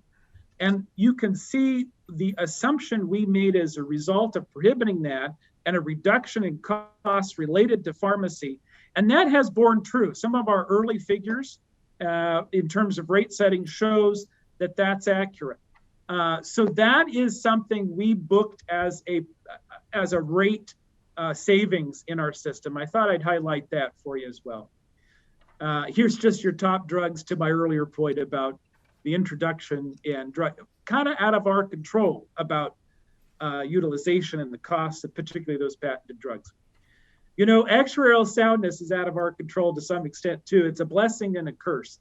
So this is the law under managed care that requires the state to have an actuary, an independent actuary, certify rates that they're actuarially sound pursuant to federal rule. And that rule takes into account what is the healthcare trend, not again just Medicaid, but the entire healthcare trend, and the various other changes in the system, expenses, et cetera. It's a blessing and a curse in the sense of you just can't artificially keep rates low as a function of a savings for the state. You have to consider what the real costs in the system are. And that's a blessing because we have providers. We have a network of providers that our members can see, and we have a system that actually works. Even in this difficult COVID environment and has been pressed to the limit, it works. I mentioned earlier, we've got some significant challenges, particularly workforce now with behavioral health. I would say our nursing workforce, I'm sure you're experiencing some of that too. But again, just thought I'd note the actuarial incentives. We at one point asked for a waiver for actuarial incentives, and that was not approved by our federal partners. And I don't think they'll ever approve that. But it's also a pro and a con, or at least a consideration for whether you move into managed care or not. Again, I think it's a blessing and a curse. We have to do it. Costs will increase because, again, the healthcare system costs increase, but at least we can be somewhat assured that we have a decent healthcare network that we can pay for. Just thought I'd note, I touched on, I think, most of these sort of opportunities in managed care rate settings to actually look at different efficiencies, make assumptions in rate settings that are based on the data we're seeing, and potentially reduce some costs. Managed care also provides flexibilities so we can make sure our managed care plans invest in member and provider enhancement activities. This has been particularly useful in COVID. Again, I just thought I'd provide some of this FYI. You know, Colorado talked about MLR, the medical loss ratio. I thought I would go into just slightly more detail. I don't have to spend a lot of time here, just to highlight what we're doing in Washington. Again, managed care adds a degree of flexibility here. And I say to our managed care partners, this is not a profit plus business. We assume a medical, which is usually that 85 to 90% of the total cost. We assume an admin, which is usually the remainder. And as part of that admin, we assume a profit margin of about 1%. It can fluctuate, and you can see the differences among states. So it is a policy call, and I'll say 1% is aggressive in Washington, especially in this environment. But as you probably know, in 2020, utilization significantly decreased.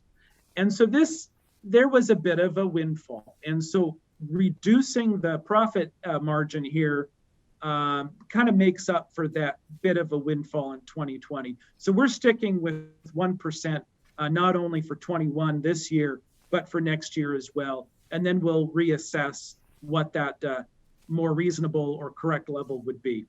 Here's just another snapshot of what I mean by a 1% profit margin. This is what we used to pay for. So we would expect plans to cover losses. Now we expect them to cover losses, but the state will help cover losses more than 3%. And of course, we will claw back and demand refunds from the plans at more than 1% profit. You know, shifting gears to quality, to your other question, Senator, about how managed care and or the state Medicaid program can invest in quality and ensure quality. Another sort of apples to apples comparison. What is a reasonable comparison? We have a healthcare system, again, that actually is fairly low quality overall. We've got, I think, the best people, the best researchers, the best treatment offering in the world, but we're not all that healthy as individuals. We work too hard, we're stressful lives. Anyway, what's an apple-to-apple comparison for Medicaid? Here again, our Washington Health Alliance, our independent organization here in Washington, publishes this report that compares Medicaid to commercial coverage. And we look pretty good. Our managed care plans look pretty good. And again, so we may individually look bad, but compared to what? Year after year, I don't think that's the best comparison. It is one comparison, and we do look at that. And I showed you slides earlier about behavioral health qualities, and we got to look at that. It's important too. But let's look at the bigger picture as well and compare it to the commercial, for example, what this slide does. We also get into a lot of detail with quality. I don't have to cover all this either, but you've got some references here and some hyperlinks on this slide. If you'd like to dive into anything more, learn anything more, I'm of course happy to talk in any detail offline as well. Managed care does need to be NCQA certified. That's a National Committee for Health for Quality Assurance. That's an important external quality assurance organization. We also have what we call our external quality review organization for any quality review measures. This is our ECRO. Most states have to have an ECRO, external quality review organization, to review its quality measures. Our premier oversight activity to ensure value of managed care is what we call our team monitoring program. It is a mix of our subject matter experts, our clinical experts, our contract experts to review contract provisions and review outcomes from the plans every year. There's a set schedule for each plan and some very substantive, honestly exhaustive review processes for each plan every year. So we call that our team monitoring, and that is critical and really our premier activity. Here's just a snapshot of where our plans lie in the NCQA plan certification based on star ratings. So pretty good. Here's a forced bell curve. So plans compared to each other on a combination of our HEDIS, our quality measures, and on our customer satisfaction measures. And you can see how we can compare our 5 plans in Washington based on star ratings. And here's our customer service ratings, pretty good here in Washington. We're really pleased with these results from our members directly. People really love their coverage and managed care organization. I mentioned network adequacy is absolutely critical. And I hope you're enjoying some of our pictures of Washington. You know, it's a sunny day here in Washington like this every day. It is not, in fact, it's pretty gloomy and Pineapple Express and rainy today. You know, this is just the raw network. It's a lot of work monitoring network adequacy. And we've got one person doing this work, and it's pretty critical. And it's one of the, I think, most critical functions of oversight of managed care and to really prove value of managed care, because again, network matters. And here's just a snapshot of what this looks like for all categories. You can see some of these red and yellow. These are some of our most rural areas. So as you probably are experiencing in Kentucky, rural healthcare is hard, very hard workforce-wise, very hard to keep people. And we're experiencing that as well. We've recently, as part of behavioral health integration, really invested in network adequacy review for our behavioral health providers and critical level of services. So as you can see, youth, SUD, substance use disorder services, we've got some various problem spots throughout the state. This is a workforce issue. It's also a data issue, and we recognize this is the first year we've actually collected this data, and we may have some evolution necessary. But if you're not collecting it, you're not looking at it, the plans aren't really focused at doing it. They're at least focused now in trying to invest in these networks. Rural health, I touched on rural health. We're a member of awarded the CHART grant, that's Community Health Access and Rural Transformation, looking at multi-payer design, Medicaid, Medicare, commercial payer, really to see if we can harness a little bit more resource and work together to reduce administrative burden on particularly some of our rural health. So we're going to pilot that with at least one location here in Washington and look at some options along those lines. Again, just thinking about health-related social factors, social determinants of health you may have heard of. This also touches on health equity and really a new focus, managed care and Medicaid generally, and clearly a focus of our now 1115 waiver. This is the transformation waiver. I think you heard some talk about the 1115 in your own state and in Colorado as well.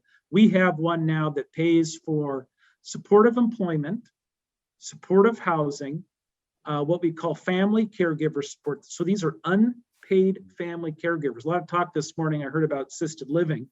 And we could do a whole presentation about our long-term care system here in Washington. But we really have invested in family caregiver supports and individual care, home care supports. And that has really shifted the cost curve in Washington away from more costly nursing home care. That said, if COVID has taught us anything, is we need the nursing home care as well. They are an absolute critical provider in the system. So there's a balance there too. Here's just a little bit more about our philosophy moving forward from a health equity perspective and how we're thinking about building our health, our new transformation waiver. You know, a life stages approach might be helpful for considering how that looks like. So family formation, childhood, adolescence, K-12, adulthood, transitional age youth are important. That's oftentimes when we see co-occurring behavioral health, physical health, and, you know, intellectual and developmental disabilities arise that become a real critical stage and an issue for many of our youth. We've got tribal population, 29 federally recognized tribes in Washington, incredibly important to work with those tribal communities in a way that meets their needs as well. And just thinking about, you know, a new framework. COVID taught us anything, it really is an inter-reliance and multi-system reliance. Youth child welfare, foster care, long-term care, trying to move people out of hospital into nursing homes, into adult family homes, assisted living in an efficient manner so people aren't taking up a hospital bed. looking at behavioral health, we talked a lot about the workforce and the quality elements. So here's just a sort of a framework you might find useful in building your program in Washington. Oh, I added this slide because I thought, it might be useful as part of that sort of discharge planning work, part of getting people out of the hospital so we can free up a hospital bed for, say, a COVID patient. We have some strong contract terms in managed care, and they really have done a phenomenal job working on decanting hospitals over this difficult period. And finally, I just note one of our most significant tools in Medicaid and managed care is procurement. And we're working on thinking about how we might want to engage in a reprocurement for managed care in Washington, what our vision and goals are, what our purpose is, et cetera. So I thought I'd just highlight that. And I know your time's short, and thank you very much. I wish I could be there with you in Kentucky. Well, you're welcome anytime. I certainly appreciate the presentation this morning. And if I could summarize this, it appears that your state has embraced the managed care model. And I think we're struggling, at least this committee is. I know I am personally, that the managed care model is not as effective as it should be. A lot of focus is on saving, costs, but that's not really what drives any of this. That what we really want to do is improve the health of our population. And in Kentucky, we went to managed care in 2012. We were 47th in the nation in healthcare outcomes. A decade later, we are now 44th. I don't think it's because we've improved the health of the population as much as we've improved access to care by expanding the Affordable Care Act. More people have coverage now than they have in the past. So I guess the litmus test for you folks, and you're embracing the MCO model, has it truly improved the health of your population?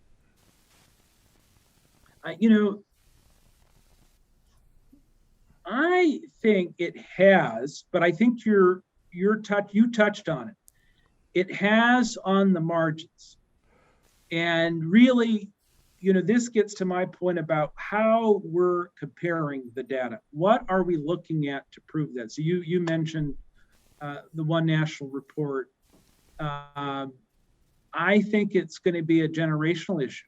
I'm not sure we can reasonably expect to see any real health quality improvements on a population basis in a matter of 5-10 years. But we need to check on that. And that's why I think it is important to have behavioral health measures in line. And again, I'd focus on behavioral health. I'd focus on primary care, child well visit, HEDIS measures, and make sure they're not going backwards. So we need to improve on that. And that's going to be nominal. It's going to be marginal. I mean, it's not going to be something dramatic. And so I respect your comment there, and I think that's something we all struggle with. And I think, again, it's also about our healthcare system generally, not just our Medicaid system. We have to just consider, the system as a whole, and it's not the best. Unfortunately, on the whole, it is not incredibly high quality, and on the whole, our population isn't the healthiest. And so we have to just balance that. I would say as much as we've embraced managed care, we're also critical too in Washington and making sure we've got systems in place to ensure the value of managed care. And if we find that it isn't of value, we're going to look at different means. But right now, I think it is the best means in the Medicaid system. You made a comment in your first slide, I believe it was, or second slide, that you moved your pregnant women and children into managed care starting in 1993, and this has improved access to care, especially for primary and specialty care. How were you able to accomplish that? And, I think that is really the chief reason for managed care. It has been important for network adequacy. Network adequacy is a federal requirement. Managed care must have adequate networks. And that, as I mentioned in some of my slides, that is one of the most important functions of my team to serve as an oversight role for that. So you need both. You need probably a managed care, an investment in that, and that oversight to ensure that the managed care plans have reasonable and reliable networks. So that's how we did it. It was not overnight, but and I would say it has also been important for our state legislature to make investments to pay particularly high and critical providers as much as possible. They're still paid considerably lower than the commercial rate, but the legislature investments there have been critical as well. Thank you very much. Any question from committee members? If not, you certainly have given us a lot of food for thought, Mr. McGill, and I appreciate your presentation this morning. Wealth of information. And I hope that we can have some continued dialogue about this in the future. Possibly we can learn from each other. Likewise. Thank you. Have a blessed day, and you're welcome to Kentucky anytime. Thank you. Right. Look forward to it. Take care. Moving on to our last agenda item. And I see our presenter has already come to the table, which I appreciate greatly. This is a technological solution for improving healthcare outcomes, increasing operational efficiency in Medicaid, which we certainly do embrace. So please identify yourself for the record and feel free to proceed. My name is Frank Persinger. I'm the account general manager for the Gainwell, Kentucky account. So the items that you guys had asked me to talk about were kind of like an overview of Gainwell and looking at streamlining the Medicaid claims process, and then population health management and social determinants of health. And I'll try to go quickly through the background so that we can get into the good stuff. So on the Gainwell overview, if you go back over 25 years with acquisitions, name changes, all the way back to EDS, HP, Unisys, et cetera. There's over 25 years of experience with being a partner in Kentucky. We have a proven track record. We were the second state to implement the patient access to healthcare data as required by CMS. We have worked with the Medicaid department and the cabinet to implement over 130 changes to the Medicaid claims process and encounters due to COVID-19. We've also helped implement the electronic visit verification to meet all the CMS requirements by partnering with Medicaid, the OATS department, and their vendor TELUS to implement those. We're also partnered with and still partnering with the 6 MCOs to onboard and implement changes in the Medicaid managed care environment, including prior authorizations. And we do work with Medicaid and OATS and the cabinet as a go-to source for analytics. And we've also been a trusted partner with close to 2.5 years of meeting all of our service levels. To kind of look at Gainwell, now with the merger with HMS, we are in every state but Montana. We'll try to get that one on the board. There are some states where we have both an HMS and Gainwell presence, and then a few states like Kentucky that's only a Gainwell presence, and then a handful of states that are just HMS. So our solutions, right now we have contracts, as the Medicaid Management Information Systems, or MMIS. We have other modules within the Medicaid environment. We also do Health and Human Services for some of the other programs that are DCBS related, public health, like immunization registry, and then we are a technology vendor and business process outsourcing for to create efficiency. So we're not just a Medicaid technology provider. We have a full suite of services for all programs within CHFS and state government. So now to streamline the Medicaid claims process.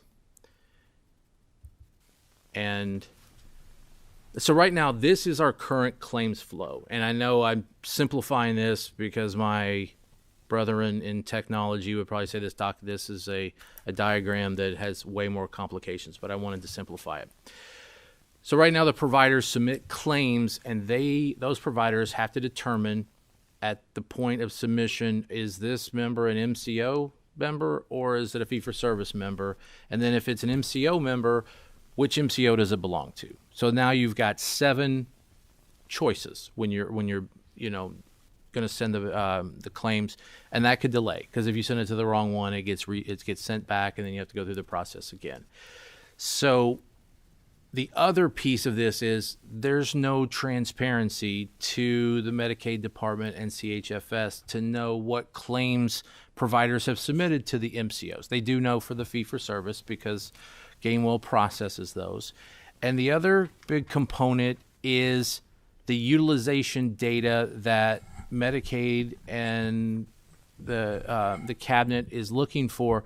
You have to wait for the encounter for those MCO claims to come all the way back to the MMIS to do any of your, like if you need to know how many ER visits have taken place, if you want a true picture of what all the 6 MCOs plus fee-for-service, you have to wait until all those encounters come back to the MMIS for reporting purposes. Otherwise, you're going to rely on 6 different MCOs to send you reports and then the MMIS to do the fee-for-service reports. So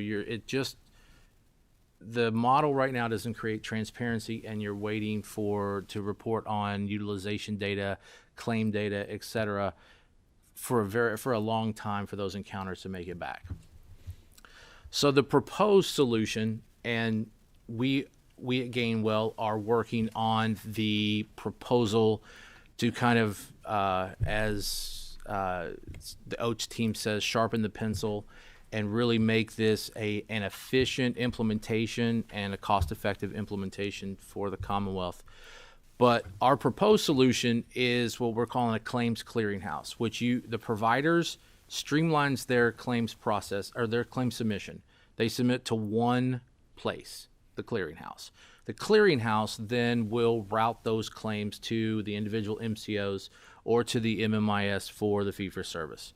So now you have created transparency between the provider community and the MCOs and the MMIS for the fee-for-service. So if there's questions as to the timeliness of payment, you now have transparency because we will put a tracking ID on that and reconcile those tracking IDs for claim submission to the MCOs back to the encounters when the encounters come back in place. The other benefits that you have now, besides transparency, is at the time the provider submits the claim to the clearinghouse, and a clean claim, so it meets HIPAA guidelines, it meets certain criteria to be a claim that's ready to be paid, denied, or amended. We can report on utilization at that time. We can capture the information, the demographic information from the member, from the provider, the diagnosis code, and the procedure code, so you can say that in the month of December, if there were 10,000 ER visits based on claim submission and 5,000 of those were for a stomach illness, you can know that before waiting for that claim to be paid. Because whether the claim is paid or not, the Medicaid recipient actually went to get those services. Payment is not, utilization is not incumbent upon payment. The other pieces that are helpful would be you can start all of your waste, fraud, and abuse, your third-party liability, your coordination of benefits earlier, and you can centralize that as well and not have the managed care companies. You're not reliant upon them. So again, this is all about creating transparency. This also, by having one clearinghouse, this gives you the ability to send those claims. They all go through the same edits. They all go through the same level of cleanliness, and I put quotes around that because what we want to do is get a claim to the MCOs that can be paid in an efficient manner, and they're not having to get more information from the providers. We take care of all that in this claims clearinghouse. Do you want to stop for questions in between these because they're much different? Or you want to do the whole presentation? No, come please back? do the whole presentation. Okay. No problem. So the other items are population health management and social determinants of health. And I kind of group these together because they're a little bit hand in hand. So the population health management is the process of improving clinical health outcomes for a defined group of individuals through improved care coordination, patient engagement, supported by appropriate financial and care models. Well, basically what it is you take in a lot of healthcare data and make quality outcomes based on decisions that are made by the population health management solution. So you need strong eligibility data, provider data, claims data, but most importantly, clinical data, and then other social program data like SNAP, LIHEAP, immunization registry, DCBS services. All of these things are critical because chances are in a lot of states that people are using more than one department within CHFS. So because I really enjoy using Visio to make pictures and use a lot of colors, I wanted to show kind of how this data and what the critical components are, because Gainwell has the claims data, we have the eligibility data, and we have the provider data. So what do we need, and what does the cabinet need to really create better health outcomes? It's really the providers, they're kind of separated out into two clinical components. You've got KHI, which is where all of your electronic medical record data, your hospital discharges, all of that information should go into KHI. Supporting KHI and making it an efficient and updating it for technology and being able to take in all these electronic health records is critical because you need this clinical data. You're not going to get all the clinical data off of a claim form. And then in Kentucky, you've got an immunization registry that's part of the Department of Health. So as somebody comes in to see their provider, you're going to get these two pieces of information. And what you really need to focus on is how best to get the data, this clinical data into KHI, because we can get the claims information is, we have it, but marrying that up with the clinical data is because that's going to give you things like what is their BMI, what is their A1C, what is their blood pressure. Those pieces of information you're not going to find on a claim form. You're going to get off the electronic health record. And then having immunization registry, not just for COVID, but for all of your child services, any of your other vaccines, all that information is very critical to make healthcare decisions. So then whether or not there is a database, that is, a lot of these population health management systems have their own database, but it can sit on top of your database, whether it's cabinet-wide, whether it's Medicaid-centric. But that information can sit on top of there and use that data to do your HEDIS reporting, to do your episodes of care, integrate and send information back to the EMRs and EHRs. So it's not just a one-way street. If you put together a care plan, that information can be shared with the provider, either with access to the PHM platform or pushing that information back to their EMR so that the doctor doesn't have to do things in two separate systems, or even in some cases 3 separate systems. It also sets up your baseline if you move into a value-based contracting, because now you have the clinical episodes, you've got the claim information, you've got all of the relevant data, and you're integrating non-healthcare related data. And then all of these tools have social determinants of health assessments. And those assessments and referrals are critical because, again, there are healthcare decisions can be made and solved without actually going to see a primary care physician, specialist, or hospital. So now on social determinants of health. I know the cabinet has been working on social determinants of health, but there are 4 areas having done this similar path that you must get together before your social determinants of health model is going to work. You have to build a social determinants of health network. So if you're going to make a referral for somebody to get transportation, which I know we have NEMT, but or housing or food or protein or jobs or SNAP programs, you have to have a network of somewhere to send these members.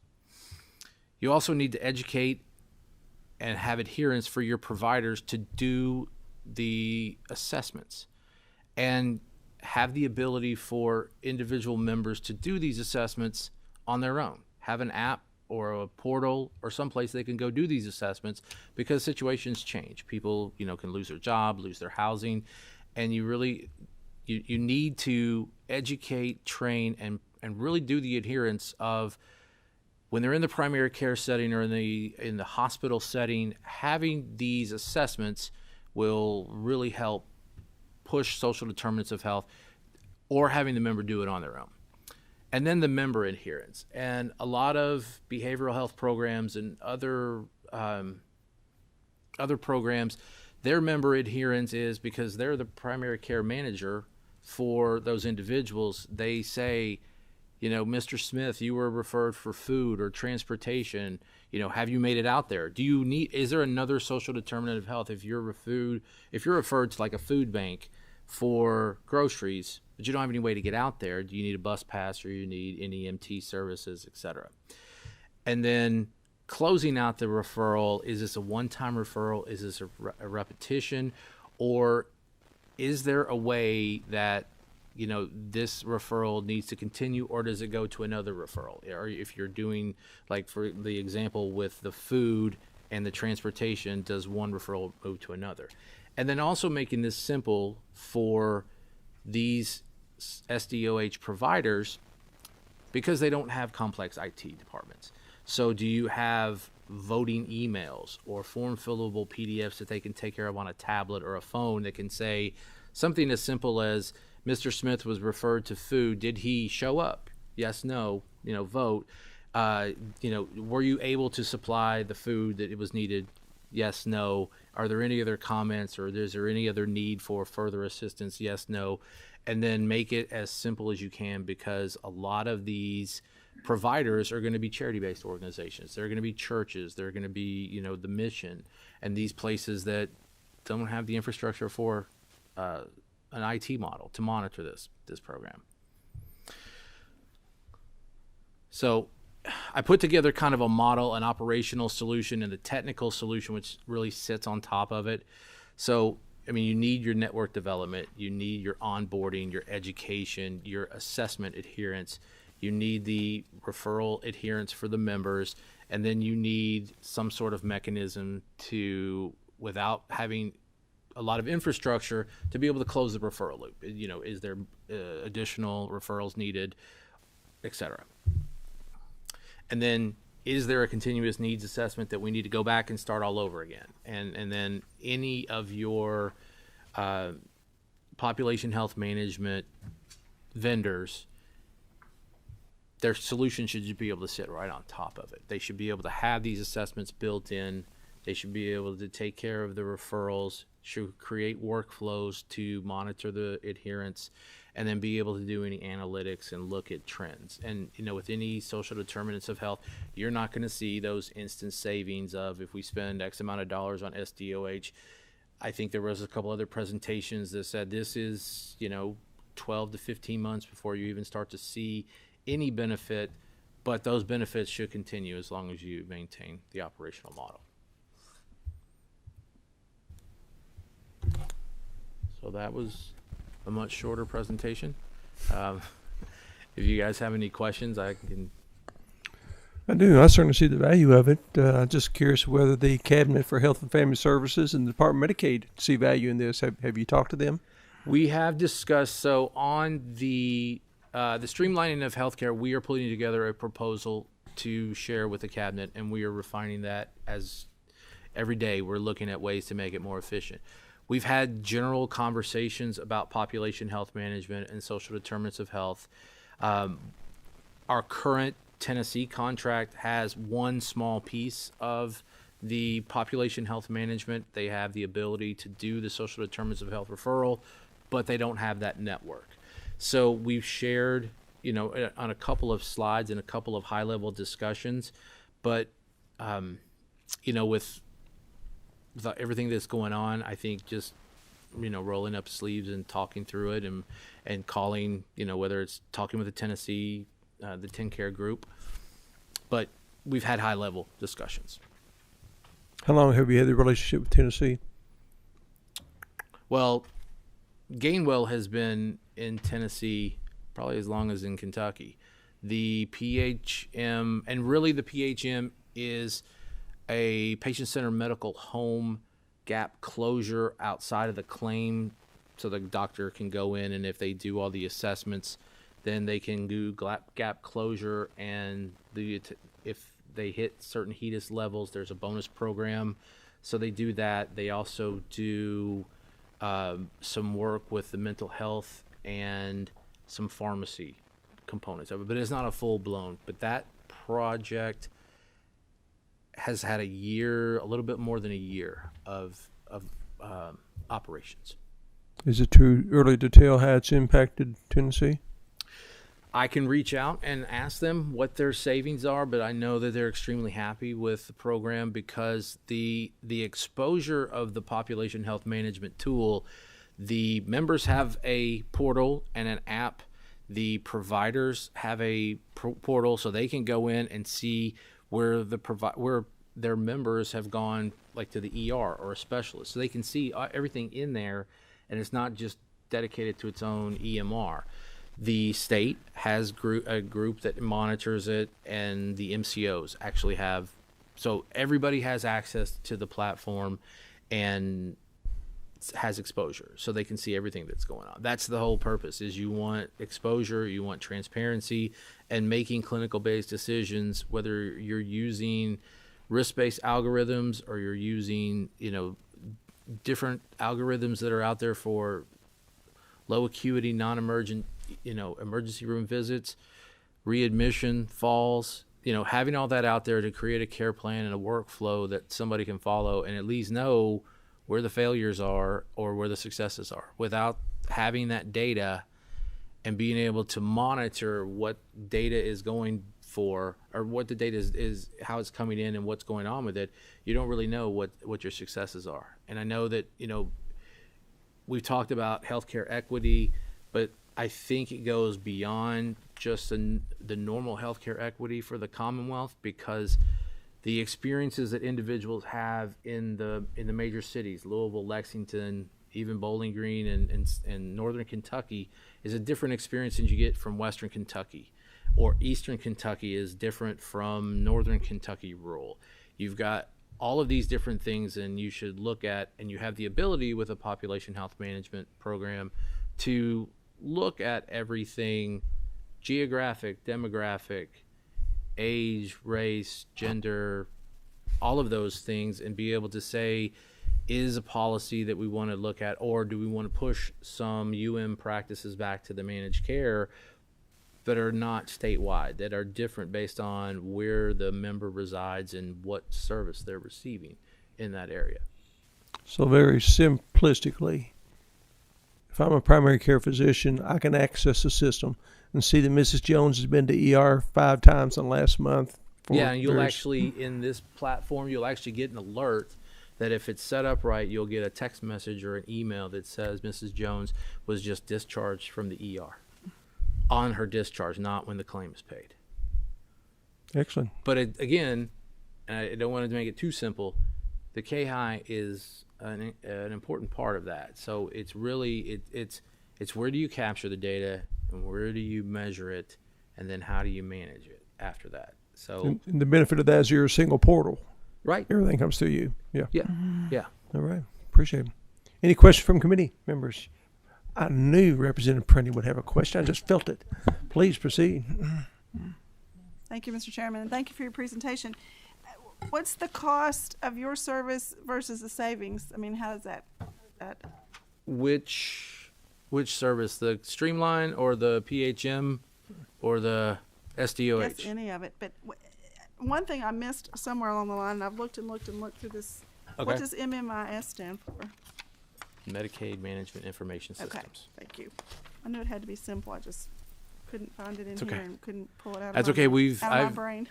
I've been doing this for over 25 years, and the acronyms are just on top of each other, and yeah. Personally, I'm shocked she didn't know that, but. No, it's not. So, just to give one example, So, for social determinants of health, because Kentucky's 90% managed care, you can fund the build and the operations of social determinants of health from taking PMPM out of the MCOs, because ultimately it helps their MLR, it helps the state spend. So if you take $7 PMPM from the MCOs, you will set up a very strong network with the technology to monitor SDOH. For the population health management, again, it depends on what features you're actually wanting to turn on. Are you looking, if it's just as simple as gap closure and trying to give exposure to the primary care physicians, it's, we would put together a statement of work and a quote, but we're not talking hundreds of millions of dollars. You're talking about significantly less number than it will take to increase your MCO rates every year. Do the MCOs understand and appreciate that it's a benefit to them? They do in Tennessee. There's a lot when you switch to this program, because the goal of a PCMH program is to put the actual care and the dollars and the incentives to the providers, not to the state Medicaid plan or the MCOs. So that would be a program that if Kentucky were to implement, you have MCOs in Tennessee. I believe their contracts right now say 37% of their members have to be in a PCMH program, and that's supposed to go up every year until it becomes 100% of the eligible categories of aid. But they should, because how many times does a person go to the ER and they're anemic, and if they had protein, they had, that's the conversation that you can have. So it only benefits them. They may not see it initially, but over time you would see an MLR decrease. Well, that's a good theoretical, but it is very practical as well. But what do you do in a situation where the only avenue for that patient is the ER? Mm-hmm. Well, so if the only avenue is for the ER, then, the primary care is notified of that so that they can do the follow-up and discharge, and for whatever purposes that, whatever illness or diagnosis, that if it's something that is low acuity and it's not an emergency room visit applicable, unless it's a time thing, then the primary care physician knows what that is and can outreach and have them come in for a regular office visit and work on triage. But what if it's a situation where there's just not enough primary care doctors to see the patient volume? That's one of the things we've dealt with. Yeah, I completely understand that. But you would then know, because the population health management has network adequacy. So you're going to see how many ER visits to PCPs. It's just how you configure the platform will give you all of the information that you would need. So if network adequacy in Eastern or Western Kentucky is an issue, and people are using the ER as a primary care clinic, then you would be able to know that from the reports out of the population health management tool. Developing the network, that's another issue that you would have to determine through the provider relations group within Medicaid. All right. Any other questions? If not, appreciate if you keep us in the loop as to your discussions with the cabinet and Absolutely. Medicaid, and let us know how this is progressing. Very interesting program. So Thank you. Thank you everyone's participation today. Again, this is our last meeting for this interim session for everyone's attention. And wish everybody a great holiday season, and we'll see you on January 4th. Thank you.